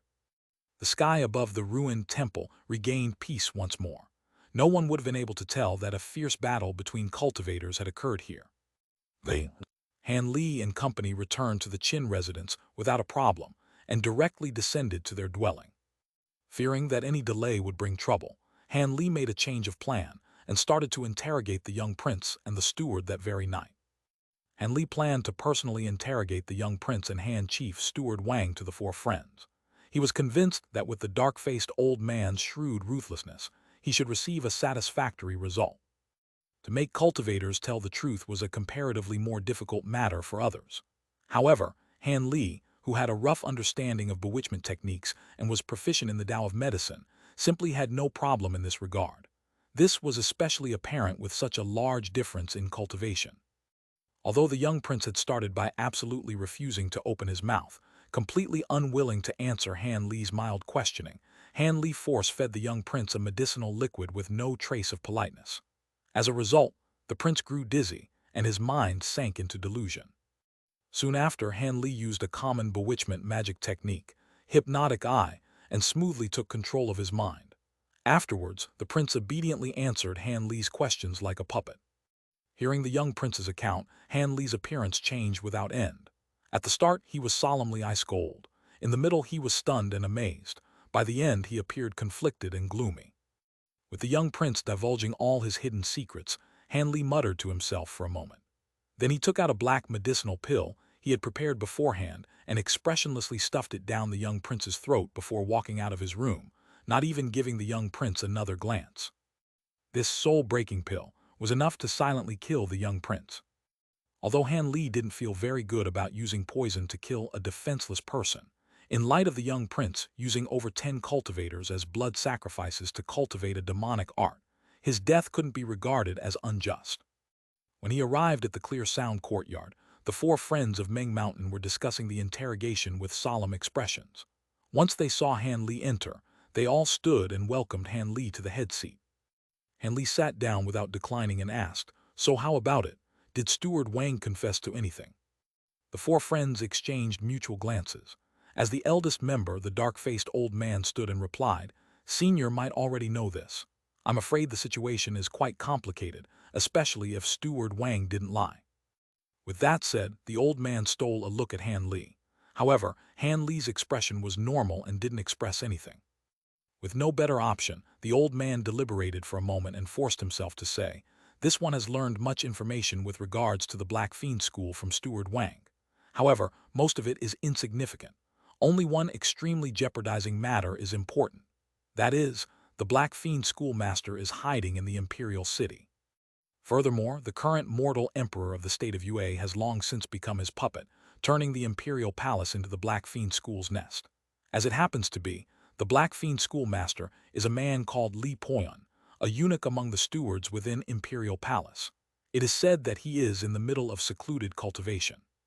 When the dark-faced old man said this, he wrinkled his brow. He felt this matter wasn't easy to handle.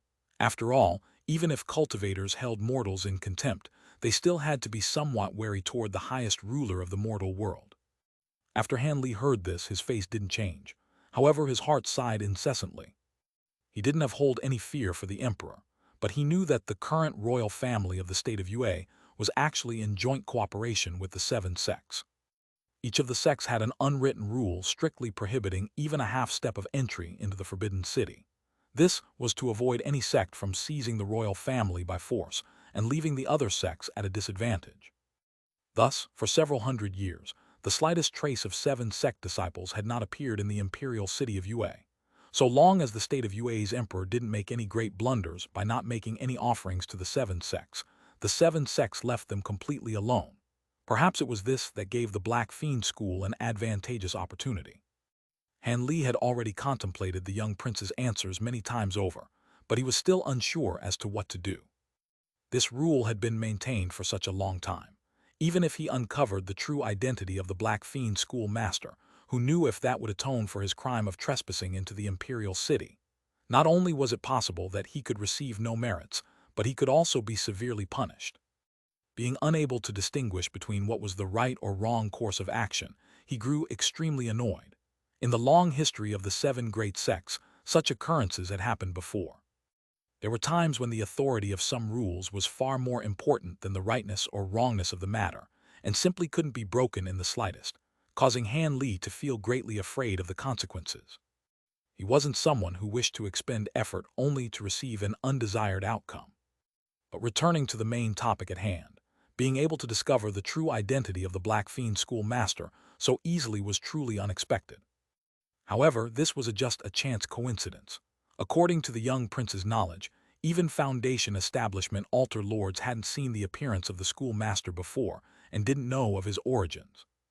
These two were of the few individuals who knew the Black Fiend School Master's identity. This was completely because Steward Wang and the young prince had a rather familiar relationship to the Black Fiend School Master. One of them was the Black Fiend School Master's older cousin and had saved his life before. The other was his only official disciple and received no small amount of favor. With such intimate relationships, they were able to know the true identities of many important figures. Otherwise, in such a large city such as Yuejing, how could two among many of the school's Qi condensation disciples hold such influential positions in the school? Chapter 311, Secrets of Blood Sacrifice. Just as Han Li was considering this, the dark-faced old man continued without stopping. We were unable to discover the true circumstances of the Black Fiend School Master's cultivation. By his side, there are 4 great blood servants closely protecting him, similar to the one we encountered today. It is certain that we are not capable of being their match as we are now. Thus, I recommend to Senior that we do not take the initiative to further provoke them, and that it would be best to wait for reinforcements. Be at ease. This Black Fiend School Master is at most a late Foundation establishment cultivator. I'm quite certain he has yet to reach core formation. Han Li, who had originally been listening from the beginning, suddenly interrupted the old man's words and said this with much certainty. Han Li's words stunned the dark-faced old man at first, but he suddenly became happy. The others also appeared greatly relieved. Although they didn't know why Han Li was so certain, since it was Senior Han who had said this, it was extremely unlikely he was wrong. A moment ago, they had been discussing that if their enemy happened to be a core formation cultivator, they would only be able to flee in humiliation. Even if with the assistance of reinforcements from the 7 sects, it was still uncertain if the Black Fiend School Master could be dealt with. But now that Han Li had said this, the hearts of the 4 friends of Ming Mountain naturally grew much calmer. Could Senior tell us a few things? When we interrogated Steward Wang, he didn't have the slightest idea about the Black Fiend School Master's cultivation. Fourth brother, what nonsense are you speaking? Since Senior Han has said this, it must be completely true. The dark-faced old man fiercely rebuked the youth with a serious expression. When Han Li heard their words, he slightly smiled and calmly said, "This isn't some kind of secret. This information came from the fact that the schoolmaster requires Foundation establishment cultivators to conduct blood sacrifices." Han Li's relaxed voice slowly explained this. Although our Yellow Maple Valley isn't very involved with devilish Dao cultivation techniques, we do have some understanding of blood sacrifices, this impatient and destructive evil magic. This devilish art works by taking in other cultivators' blood essence and using it to boost their own cultivation. This was once a common occurrence in previous devilish sects, as it is able to greatly increase a cultivator's magic power in a short period, and skip a great amount of time spent in meditation, bitterly cultivating. As a result, there was a time in the cultivation world when not only the devilish Tao but even righteous sects had many people secretly cultivation this technique. After Han Li said this, he coldly laughed, and a slight sneer occurred at the corner of his mouth. Then he continued, however, this insane cultivation technique not only required the vicious and merciless slaughter of many other cultivators, but it also had a fatal flaw. It is only effective at the level of Foundation establishment and below. In addition, those who use blood sacrifices are doomed to stay at Foundation establishment for the rest of their lives without any hope of reaching core formation. During that time when so many cultivators secretly cultivated this devilish art, not a single one of them was able to reach core formation. What's worse is that, as they consumed the blood sacrifice's magic power, they would often experience backlash. If one was not careful, he or she would encounter Qigong deviation and die. Obviously, the main reason as to why this cultivation technique disappeared without a trace was because it became taboo amongst all cultivators to consume another's blood essence. Thus, both the righteous and the devil Tao gradually eradicated those who practiced this devilish art. However, it was later said that the devilish Tao had hated to part with this method of hurriedly increasing their cultivation, and instead created a cultivation technique that was known as blood sacrifice. However, this method didn't directly consume another's blood essence. Instead, it would use a cultivator's soul. Although I've heard the rise in cultivation wasn't as sudden or quick as the original blood sacrifice, it shared the same restrictions, preventing core formation and containing the same danger of backlash. It was aptly named soul sacrifice. With regards to soul sacrifice, my sect's ancient records didn't mention much of it. I only know that once it was established, it was only grasped by a few higher echelon experts of the devil Tao and wasn't widely circulated, preventing a massacre in the cultivation world. Furthermore, there are also many other restrictions in other areas. In a single breath, Han Li had spoken of many secrets with regards to blood sacrifice. As rogue cultivators, this greatly widened the perspective of the four friends of Ming Mountain. At the same time, they also knew why Han Li was certain that the Black Fiend schoolmaster was only at Foundation establishment.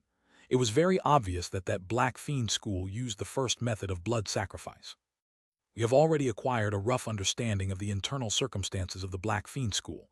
However, that large bald man escaped, so by now, the Black Fiend school should know of our circumstances as well. They might immediately abandon their nest and flee. As such, if they've hidden themselves again, we would be at a disadvantage. The second brother suddenly thought of something and voiced his concern with worry. Impossible. It is currently unlikely for the Black Fiend school to immediately flee. From what I learned from the young prince, the Black Fiend schoolmaster is currently in a crucial point in secluded cultivation, some cave within the Imperial Palace. I've heard that the schoolmaster had prepared this secluded cultivation for several years, and absolutely wouldn't give it up halfway through. It's most likely that they are gathering their forces and guarding against us. Han Li's tone of words held ridicule toward the Black Fiend school. Hearing these words, the four friends' spirits were roused, and they revealed slight excitement. "Senior, then next we must." After the dark-faced old man calmed down, he probingly asked this. "We don't have to do anything next except calmly wait for reinforcements. Although the other party knows of our circumstances, they don't know where we are hiding. Furthermore, the people taking care of their business in Yuejing are none other than the two captives in our hands. If the Black Fiend school wanted to go find us, they wouldn't be able to send any capable men. However, everyone must be a bit careful. In the coming days, stay and properly cultivate within the residence. When reinforcements come, we will then make our decision." Han Li massaged his nose with his hand as he said this with the corner of his mouth slightly raised. His eyes had already become narrow slits. With a mysterious smile on his face, Han Li caused the others to feel greatly perplexed. The imperial city of the state of Yue occupied 1/5 of its land. However, a third of the imperial city was occupied by the glorious and magnificent imperial palace. Layers of perfectly cut jade bricks formed the palace floors, along with countless elegant corridors, in addition to many decorative gardens with rarely seen flowers and plants. Even eunuchs and palace maids who had lived in the palace for years would often lose their way, a testament to how extensive the imperial palace was. It was currently almost midnight. The original bustling of court eunuchs and palace maids had long exchanged for a heavy guard with sentries posted every few meters. But under these circumstances, there was still a person whose entire body was tightly covered in a wide cloak, swaggering through the layers of sentries with a gold medallion in hand, walking toward the depths of the cold palace hall. This person was extremely tall. Looking at the sinister palace gate, the mysterious man suddenly shed off his cloak and exposed his massive bald head. This was precisely the large bald man who had escaped from Han Li. At this moment, he no longer had his demonic appearance and seemed quite normal. However, his face was pale and seemed lacking in blood. It appeared his origin chi had been greatly depleted. "Who is it?" Just as the large bald man walked 2 steps forward, an extremely cold voice came from within the palace hall. "Ice Demon, it's me." The large bald man replied without a trace of politeness. He walked through the gate without stopping. "So it was Tai Luo, you came back from your mission. But wait, why are your footsteps so weak and your chi so lacking? Could it be that you, who claims to be seldom harmed by magic tools and impenetrable to ice and fire, suffered quite a bit?" The ice-cold voice asked with some shock, but soon after the speaker took joy in the bald man's misfortune. "Humph, what does an ice-cold fellow like you know? The person I encountered this time was a formidable fellow. Let alone me, even if us two worked together, I fear we wouldn't be good enough. Were it not for the quick-witted fiend-demon transformation I planned in advance, I fear I would have lost my life there," the large bald man replied with a cold smile. "You used the fiend-demon transformation. No wonder your origin chi has been injured. It seems that without a month of bitter cultivation, you won't have any hope of recovering. However, being able to pressure you like this, your opponent must truly be exceptional. Tell me about him." This ice demon held great curiosity in his words. "After I first beg the schoolmaster for forgiveness, I will return and tell you this in detail. The schoolmaster's in-name disciple was captured by the enemy, so right now I don't have time to deal with you. I don't know what punishment I'll receive for this blunder," the large bald man impatiently answered. "Old Tai, you might not know, but unlike the others, it's as if we are all of one heart with the schoolmaster. How could the schoolmaster punish you? At most, he would rebuke you," the ice demon replied with objection. But these words soon lagged behind as the originally shut palace hall doors opened by themselves with a creak. An incomparably dark gateway was revealed, similar to that of a demonic beast opening its mouth to devour its chosen prey. When the large bald man saw this, he couldn't help but walk forward hesitantly. "Qing Wen and Yishi." When the large bald man walked forward through the doors, he immediately asked the white silhouette to the side. "They went to the blood prison to cultivate. For the time being, only I remain to take care of things." The image of the white silhouette erratically swayed in the shadows. His body was emitting faint white chi from all over, preventing the bald man from seeing his true appearance. "Humph, that Qing Wen is already at mid-foundation establishment, but yet he still cultivates so diligently. Could it be he isn't afraid of true essence backlash? And that brat Yishi, when has he ever been so hardworking?" The large bald man revealed an expression of astonishment and asked this, puzzled. "When you hear this, don't be envious. That Yishi said he felt that he was about to enter mid-foundation establishment. Who gave this guy such good aptitude? He can still keep up with us even without cultivating. What can be done?" Although the ice demon advised the large man to not be jealous, his own words were filled with a sour tone. Chapter 312, Reinforcements in Peace. "Ice Demon, it isn't because you find this guy displeasing to the eye, but rather that you want me to pick a fight with Yishi," the large bald man coldly said, glaring at the Ice Demon. "Hee, that could be true. Regardless, don't you want to go see the schoolmaster? It would be best to go now. The schoolmaster has yet to start refining chi from his latest blood sacrifice." The white silhouette addressed the worry on the large man's mind, changing the subject without care. The large bald man clearly understood that the other party's words were a slight towards him, but he simply snorted and walked into the darkness with large strides. After turning several corners and walking through 6 or 7 courtyards, the large man arrived at an extremely remote but expansive rock garden. At the sight of it, An expression of reverence had appeared on his face. Subordinate Tai pays respects to schoolmaster, the large man loudly greeted with a bow.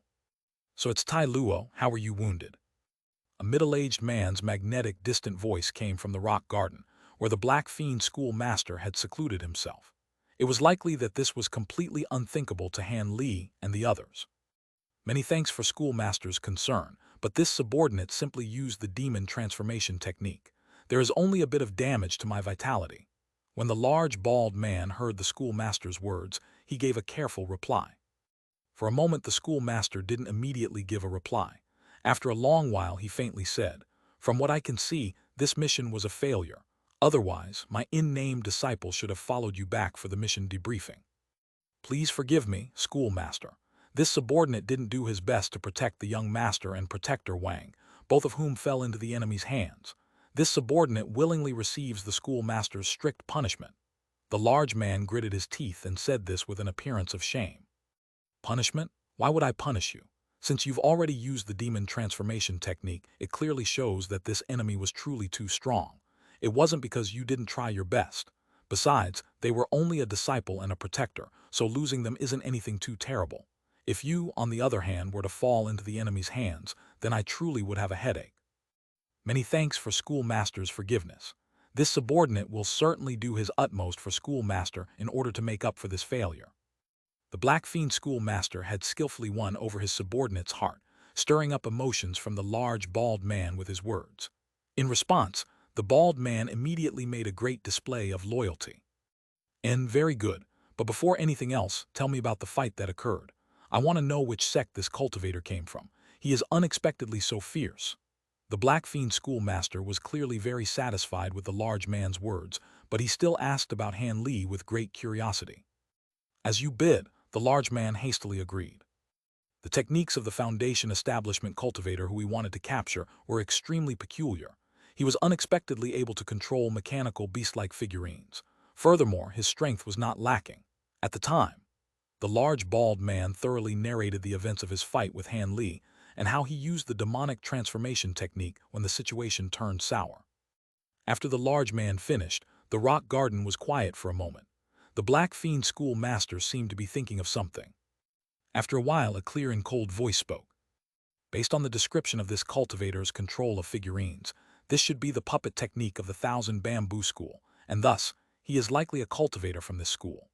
I heard earlier that a few thousand Bamboo School cultivators had appeared within the borders of Yuanwu. He is probably one of them. However, your intuition to immediately flee after your demon transformation was a very wise decision. Otherwise, you wouldn't be speaking here with me now," the Black Fiend schoolmaster said indifferently. "That can't be. Although I am not confident that my transformed demonic body would be able to truly withstand his treasure talisman, were it not for the fact that I was unable to control my own body after the demonic transformation, I would have actually wanted to fight him. Even if I wasn't his match, I would have completely been able to flee without harm," the large man replied with some refusal. "Tai Luo, I know that you were able to withstand a treasure talisman once before and came out unscathed. However, talisman treasures greatly differ in power from one another. Even if two treasure talismans were refined from the same magic treasure, their strength wouldn't necessarily be the same. Also, with this treasure talisman's strange appearance, I can conclude that you wouldn't be able to endure his attacks even with your fiend demon transformation. If it were Qing Wen's wood devil transformation, there may have been some chance of victory." The Black Fiend sect master smiled warmly and gave the large man an explanation. "Many thanks for schoolmaster's advice." Still somewhat unconvinced, the large man still expressed his thanks with acknowledgement. "Schoolmaster, how should we respond to this cultivator? Since the opponent isn't a cultivator from the Seven Sects, should us 4 blood servants be dispatched to capture him alive and present him for schoolmaster's cultivation?" The large bald man eagerly asked. It was obvious he planned to find Han Li and settle the score. "There's no need. It was only a guess that he was a Thousand Bamboo School cultivator. I'm not completely certain, and he may have other helpers. Also, I am at a crucial point of my secluded cultivation and do not wish to provoke any great enemies. Confine all the disciples within the capital in the coming days and have them all remain at the Imperial Palace. These matters will be put off until I reach great success stage in my cultivation." Even if there are no foundation establishment cultivators to serve as blood sacrifices, it will only delay my progress by a few months. At that time, apart from core formation cultivators, no foundation establishment cultivator will be my match. As the Black Fiend schoolmaster said this, his originally flat tone became filled with excitement. The Black Fiend school master's thoughts happened to be just as Han Li had anticipated. This subordinate wishes good fortune for schoolmaster's cultivation breakthrough to the great success stage. This one will immediately arrange for the school disciples at the Imperial Palace to fortify the number of guards. We won't allow them to disturb the schoolmaster in the slightest, the large man loudly declared with tact. Good, carry out the arrangements. After the Black Fiend schoolmaster finished saying this, he seemed to be somewhat tired and didn't say anything further. Thus, the large bald man respectfully took several steps back, turned around and departed. This location once again became an unremarkable corner of the cold palace. Time passed by quickly. It was half a month since Han Li passed on the newly acquired intelligence. At this moment, the Black Fiend School and Han Li had taken the same action and withdrew. Since the Black Fiend School didn't dispatch their troops to search wide for the Han Li's hideout, Han Li didn't dare to break down the stalemate and rush into the Imperial City, showing his usual calm restraint. It appeared that nothing happened to both sides during this time. It would be reasonable to say that the Devil Dao should have already shown themselves, but no information of them had appeared, causing Han Li to let out a great sigh of relief. Han Li's most feared scenario, where the Black Fiend School and the Devil Dao would collaborate together and simultaneously stir up vile trouble, did not occur. Han Li couldn't help but secretly rejoice from this. According to Han Li's calculations, even if Li Hueyuan sent people over, they would arrive in about 10 days at the earliest. Thus, he calmly cultivated every day and didn't rashly go out. At Han Li's suggestion, Qin Yan had also stayed in at the residence for the past recent days and evaded invitations to go out, claiming that he wanted to deepen and enjoy familial ties. But on the morning of this very day, as Han Li was meditating and refining qi on his bed, he suddenly opened his eyes, exposing a trace of cold light. Which fellow Taoists have come to visit? There's no need to be so secretive. Come out. After Han Li coldly said this, he patted his storage pouch and immediately took out the white scale shield, blocking his front. At the same time, his other hand grasped a fire cloud talisman. He appeared as if he were facing a great enemy. What caused Han Li to act so seriously was the feeling of shock in response to the appearance of 3 to 4 foundation establishment cultivators lingering outside the door. Although they used qi concealment magic techniques, Han Li, who cultivated the nameless chant, could faintly feel their presence. Han Li thought to himself with astonishment, could it be that the 4 great blood servants of the Black Fiend School have all come? When this thought raced through his mind, Han Li endlessly complained to himself and immediately planned his escape. As for the 4 friends of Meng Mountain and those from the Qin residence, Han Li couldn't do anything for them. He could only leave them to find their own luck. While Han Li's mind was filled with these distracting thoughts, not a single magic tool or Taoist technique came from outside as Han Li had expected. Instead, he heard a bright and cheerful voice. He, how about it? I said you wouldn't be able to conceal yourselves from Junior Marshal Brother. Young Junior Marshal Brother has already entered mid-foundation establishment. Don't show off your mere skill in front of Junior Marshal Brother Han. This was an extremely familiar voice to Han Li. His mind stirred as he loudly answered, could it be that Senior Marshal Brother Song has arrived? Let Junior Marshal Brother give you his greetings. Han Li's words were filled with pleasant surprise. Junior Marshal Brother, you've guessed correctly. After the voice's owner said this, he opened the door and strutted into Han Li's room. It was Han Li's 4th Senior Marshal Brother, Song Meng. 2 men and a woman stood behind him. Apart from the serious appearance of a young, handsome man, the other 2 looked at Han Li with a smile. Among them, a man with a scholarly appearance said with a smile, 8th Junior Marshal Brother, I've heard your name from Master. It's unfortunate that 7th Junior Marshal Sister and I haven't had a chance to meet you yet. Now that we've finally seen you in person, we're astounded that you've cultivated so quickly and had already reached mid-foundation establishment. I truly have no words to say. The man clicked his tongue. When that elegant woman standing by his side heard this, she concealed a chuckle and brightly sized up Han Li with curiosity. Han Li took another glance at the man and woman, but he still didn't recognize who they were. He immediately stood up from the bed and said with a respectful expression, So it's third senior martial brother and seventh senior martial sister. Junior martial brother has long heard of senior martial brother and sister's great reputations. Unfortunately, I also haven't had the chance to meet you. As for cultivation, senior martial brother had entered mid-foundation establishment far before me. How could this junior martial brother compare? Han Li's words were sincere and left a good impression on his third martial brother. Chapter 313, Decision. At this moment, Han Li turned his head toward the handsome youth and politely said, "Sixth senior martial brother has also come. The affairs of this little brother have truly troubled senior martial brother." Wuxuan indifferently responded with N and said nothing more. Han Li simply smiled, displaying nothing out of the ordinary. He clearly understood now that ever since that matter with Dong Xuaner, this sixth senior martial brother did not find Han Li pleasant to the eye. However, Han Li himself didn't really mind much. After all, this person was much easier to deal with than hypocrites and other such vile characters. Right now, however, Wuxuan was looking at Han Li with a trace of amazement. Last time they had seen each other, Han Li was only at early foundation establishment. But now, after just a short period of time, Han Li had already entered mid-foundation establishment. How could Wuxuan, who was still lingering at early foundation establishment, not feel greatly astonished and envious? "Senior martial brothers, please come in. I'll go ahead and steep a pot of good tea for you." Han Li invited the four into the room with a smile and then turned around and went inside ahead of the others. "There is no rush to drink tea. Let's first talk about the Black Fiend School's experts. I've always wanted to have a few truly great battles with Foundation Establishment cultivators. Unfortunately, when I was at Master's side, the old man didn't allow me or 8th Junior Martial Brother to freely kill Devil Dao cultivators. Otherwise, I would possibly be in the same boat as Junior Brother Han and be dispatched to the border to engage in mutual combat." When Song Meng and the others entered the room and sat down, he hastily asked this with itching impatience and curiosity. This fourth senior martial brother normally treated people extremely coldly, but now that fierce close combat was imminent, he immediately acted like any other person, becoming excited and unafraid.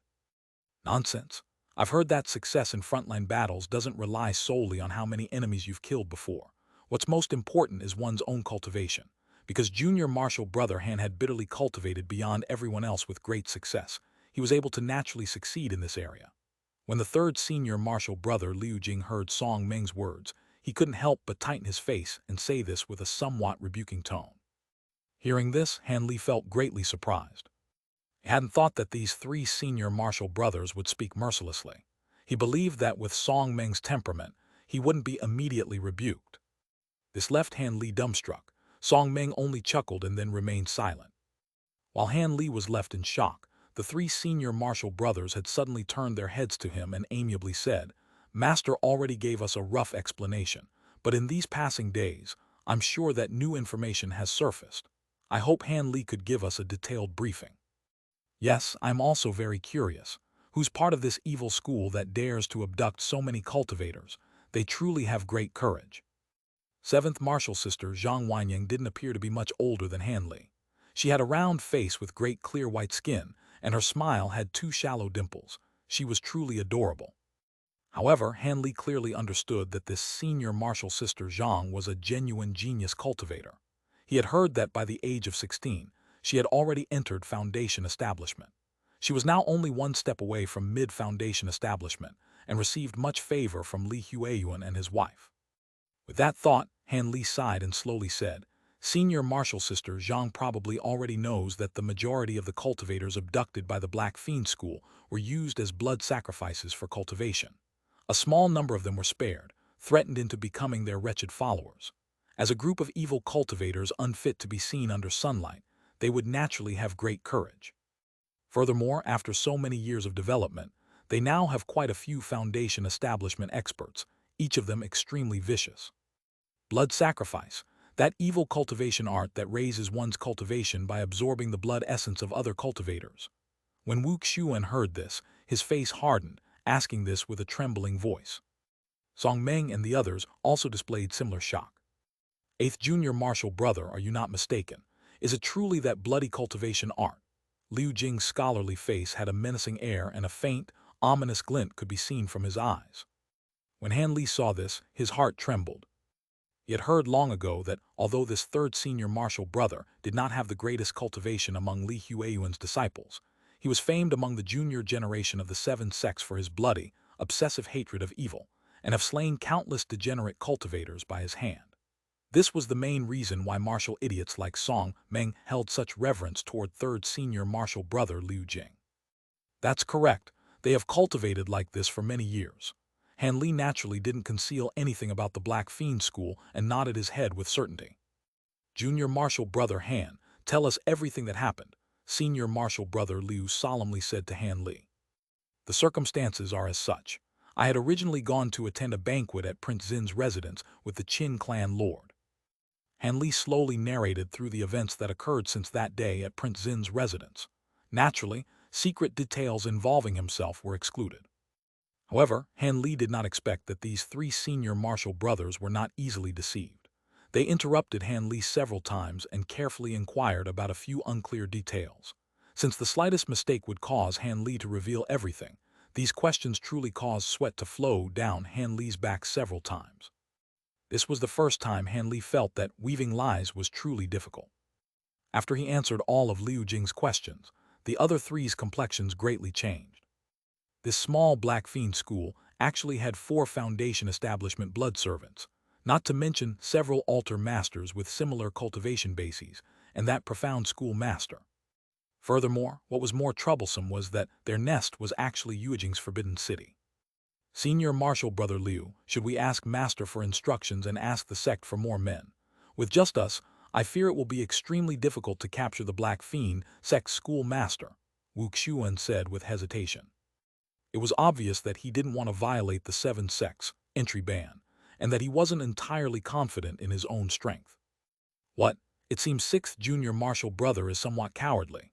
When Liu Jing heard Wu Xuan's words, he raised his sharp eyebrows and spat this out with annoyance. Of course not. I only feel that acting as such is a bit unreliable. According to junior martial brother Han's words, they won't be able to run for quite some time. As such, asking for Master's opinion seems more appropriate. Wu Xuan hastily disputed, naturally unwilling to admit this. Oh, that's good. This elder brother was just suspicious.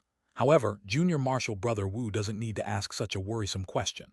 When we arrived, Master repeatedly warned us that if we encountered any difficulties, we should ask for assistance from Marshal Senior Hui Ming's disciples, who were sent to the nearby South Crow City for sect affairs. With Master's and Marshal Senior Hui Ming's friendly relationship, they will be certain to help us. Humph. Since we already know the Imperial Palace has already become a den of evil, how could I, Liu, turn a blind eye to them? Don't hesitate to follow me in.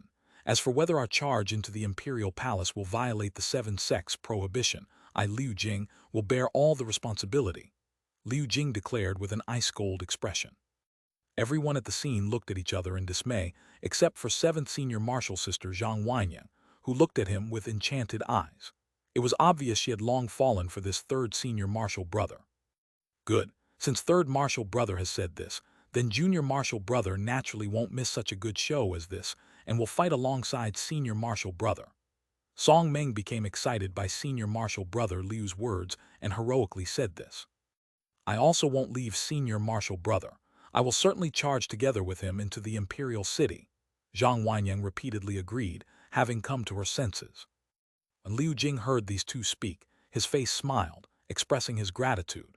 Then he turned his head toward Han Li and Wu Xuan and asked, I don't know what you junior martial brothers intend to do. If you feel that senior martial brothers' methods are inappropriate and do not wish to participate in this battle, this senior martial brother will absolutely not force you. When he said this, Han Li hesitated, pondering about the advantages and disadvantages. Wu Xuan, on the other hand, clenched his teeth.